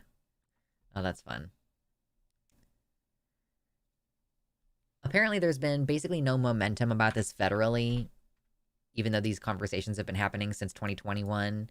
There's been no action in Congress, so a handful of states, including New Jersey and Tennessee, have passed legislation to step up their cybersecurity. Before 2021, Indiana and Missouri passed similar laws. 2021, California law commissioned state security agencies to develop outreach and funding plans to improve cybersecurity in the agriculture and water sectors. Similar legislation has died in several states, including Pennsylvania and Maryland, where public water authorities fought bills backed by private water companies to force them to upgrade aspects of their infrastructure, including pipes and cybersecurity measures. So, public water authorities, so government-owned authorities, lobbied against a bill that was trying to make them upgrade their infrastructure. So the government was trying to upgrade the infrastructure, and then the government decided that it didn't want to update the infrastructure. Like, the one part of the government said no to the other part of the government on updating the infrastructure. Cool. The private water companies say that such bills would force their public counterparts to abide by the stricter regulatory standards they face from utility commissions, and, as a result, would boost public confidence in the safety of tap water. How dare you try to boost public confidence in the safety of tap water? Our utilities in the USA are built by government contractors mostly. Whoever wins the bid for the cheapest, quickest job done gets it. Yeah, so shoddy infrastructure is a America staple. How fast can you get it done? Can you get it fast? Can you do it cheap? You're gonna get the job that way. Yeah, the thrill of knowing that any moment my water could kill me.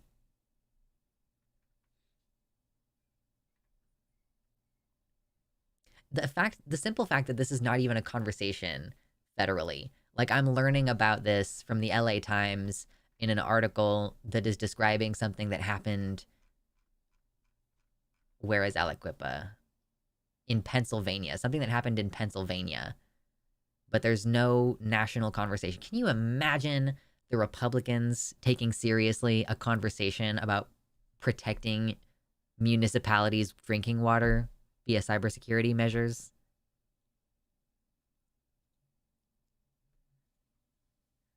Speaking of clean water, Zero Water is what I recommend based on research. Brita is snake oil, basically. Is that a brand of bottled water, or is that like a filtration brand? I've been thinking about starting to filter our water, like our tap water.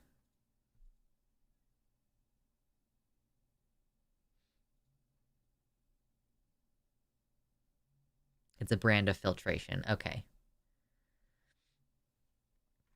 Let's see if there's anything else in here.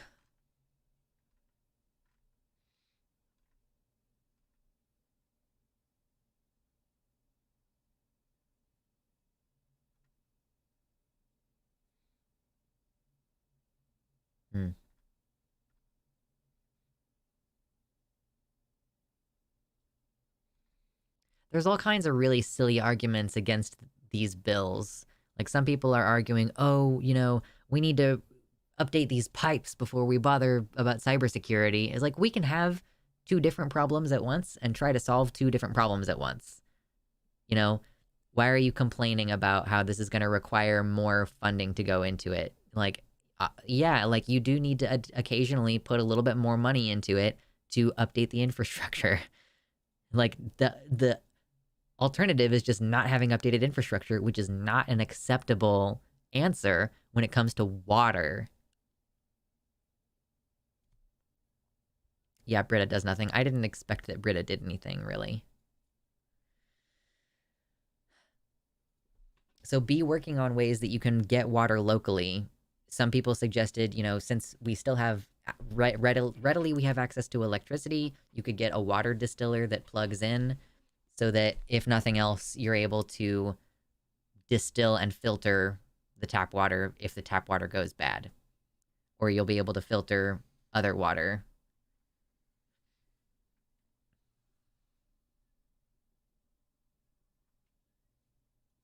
Just say we need to be protected from Hamas hackers. True. Yeah, that would be the way to get them to do it. You know, if allegedly this cyber attack had to do because this company works with Israel somehow, that would be the way to do it. Hamas is attacking U.S. infrastructure. You know, we don't want to play into that narrative, but yeah, that is funny.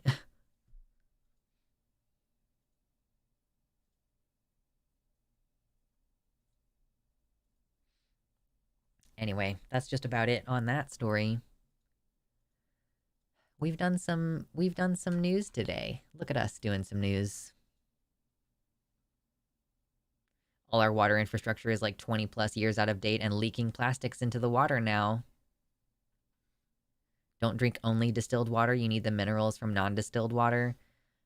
I mean, I'm not like what it's like if you don't have access to clean water, distilled water is the only way to go, is what we're trying to say. Like, if the water is polluted, obviously it's not ideal to drink, but like, what else are you going to drink?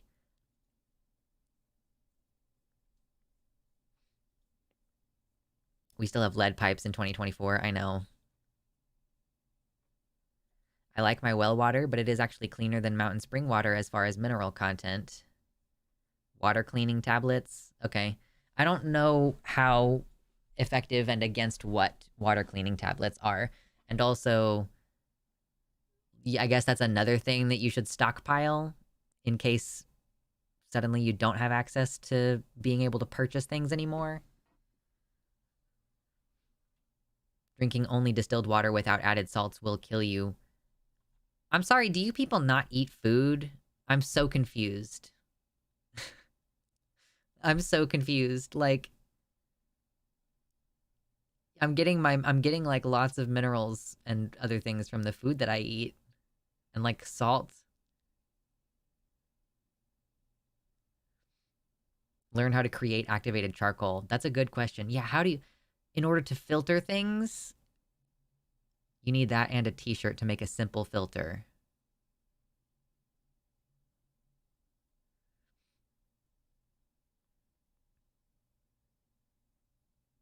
I'm really confused what minerals are in the water that I couldn't also get in the food.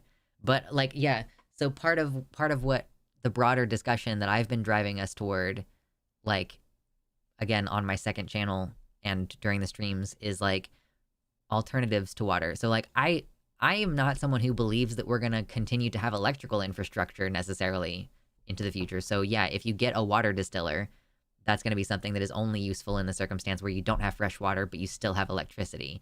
So if you know, like if you buy land that has a spring on it, boom, you're in business. If you can make a well and the well has clean water. PSA activated charcoal interferes with AI. Oh my God, guys. It's not for you to eat. We're talking about filtering water. We're not talking about taking charcoal in your body and eating it. Frankly, you shouldn't eat charcoal like if you take any medicine. Birth control, it can mess with. HRT, it can mess with. But we're talking about activated charcoal for the purposes of filtering water.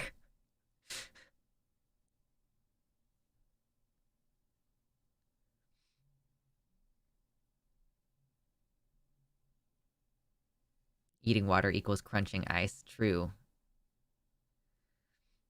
Copper and iron are usually the things you can get from fresh mineral water. I would filter everything regardless. Yeah. If you own your own home, getting solar is honestly your best bet. Even if the lot is already on the grid, it can save you in power outages. Yeah, I agree. I kind of feel like I want to buy land and hopefully it'll have a house on it. And if it doesn't have a house on it, then I'm going to build a house. And then the house is going to get solar panels and there's going to be a well if there's not already a well. Ideally, I would love to just buy land that already has a well because that's a huge expense and you're not sure that you're going to hit water. But yeah. And then once they're in place, okay, you just pay it off. Like, you just pay it off gradually until society collapses and there's no money anymore. But then you have solar panels and a well.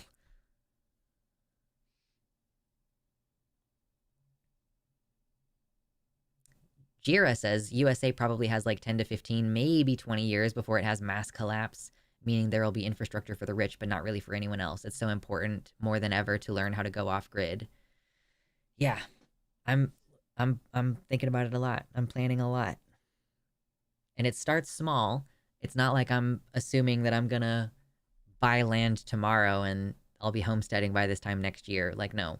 I know that I'm gonna have to wait.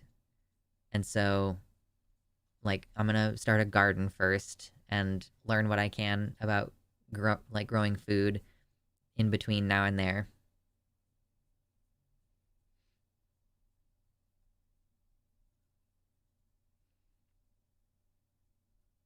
The smoke gets... Okay, my God, Kitty. Learning how to create activated charcoal. You need... Let's see. You'll seal wood in a metal box and put it in a fire. The smoke gets trapped in the wood and makes it charcoal. If you burn the fire hot enough, you can activate the charcoal in that first go. If the chunks are larger, you can open it up, crush it into powder, put it back in the container, and burn it again. At high temperatures, it forms carbon crystals that can filter stuff. Yeah, okay, I see. So you get a metal box, you put some wood inside, and you burn it, but it's in a sealed box, so it's like burning with all the smoke in it. Okay, interesting. It's not too hard to make activated charcoal, but then what do you do with it? Once you have the charcoal and it's, quote, activated, which means that it has a new crystalline structure in the carbon, how do I filter with that?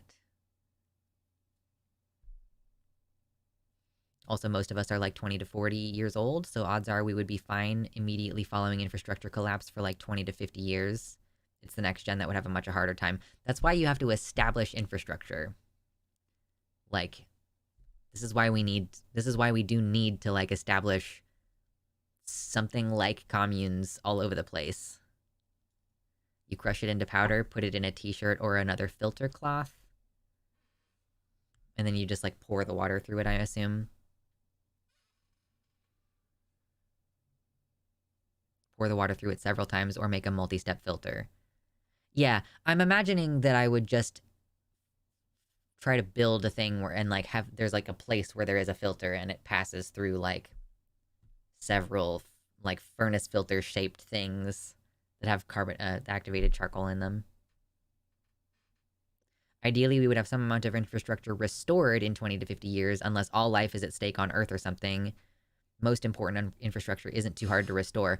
Well, I mean, the problem is that, like, again, some of our infrastructure is going to fail because of the climate change stuff.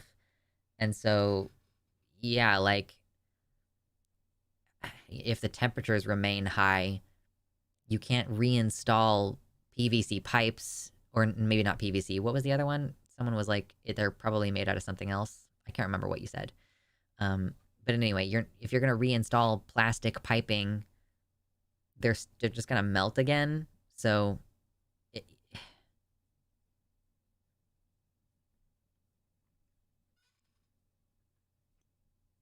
or learn how to terraform. I mean, in a way, that's kind of what I'm talking about learning how to do. What's up? We got to 101 likes.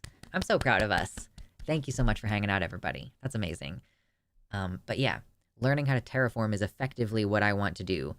I don't want to just have land. I also want to build some kind of water retention on the land so that more water is in the water table. If there are any springs around, it'll put pressure on the springs and make them flow more, and literally like change the ecology of an area through water retention in the land.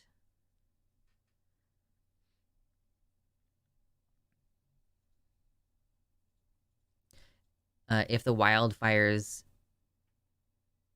go for 5 years because we can't fight them, 50% of Western infrastructure could be compromised as far as electrical grid. Yeah. The wildfires are definitely messing some things up. So, anyhoozle. I'm glad that we had a couple of fun things to talk about to sprinkle in throughout all the other serious topics today. Because life be serious, yo. I'm gonna grow some ginger. I'm excited to grow some ginger.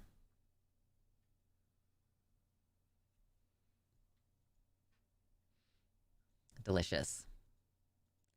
Okay, I have gone long enough in this stream hearing you guys talk about food. I think it's time for me to have some lunch now. And my brother said because of my chemistry and handyman skills, when the end comes time, he's relying on me to keep his rainwater collection system safe. Ginger flowers are gorgeous, IMO. Yeah, I don't know how well I'm going to do at growing it because it's the kind of thing that kind of is a tropical plant. So maybe I will not do very well, but I'm going to try. So thank you all so much for joining me. I'm going to go eat some lunch. Hopefully you all enjoy the rest of your evening. And thank you for, bringing me some politics to talk about. We're going to be talking again on Wednesday. On Wednesday, my dudes. Until then, be good. Or at least try to.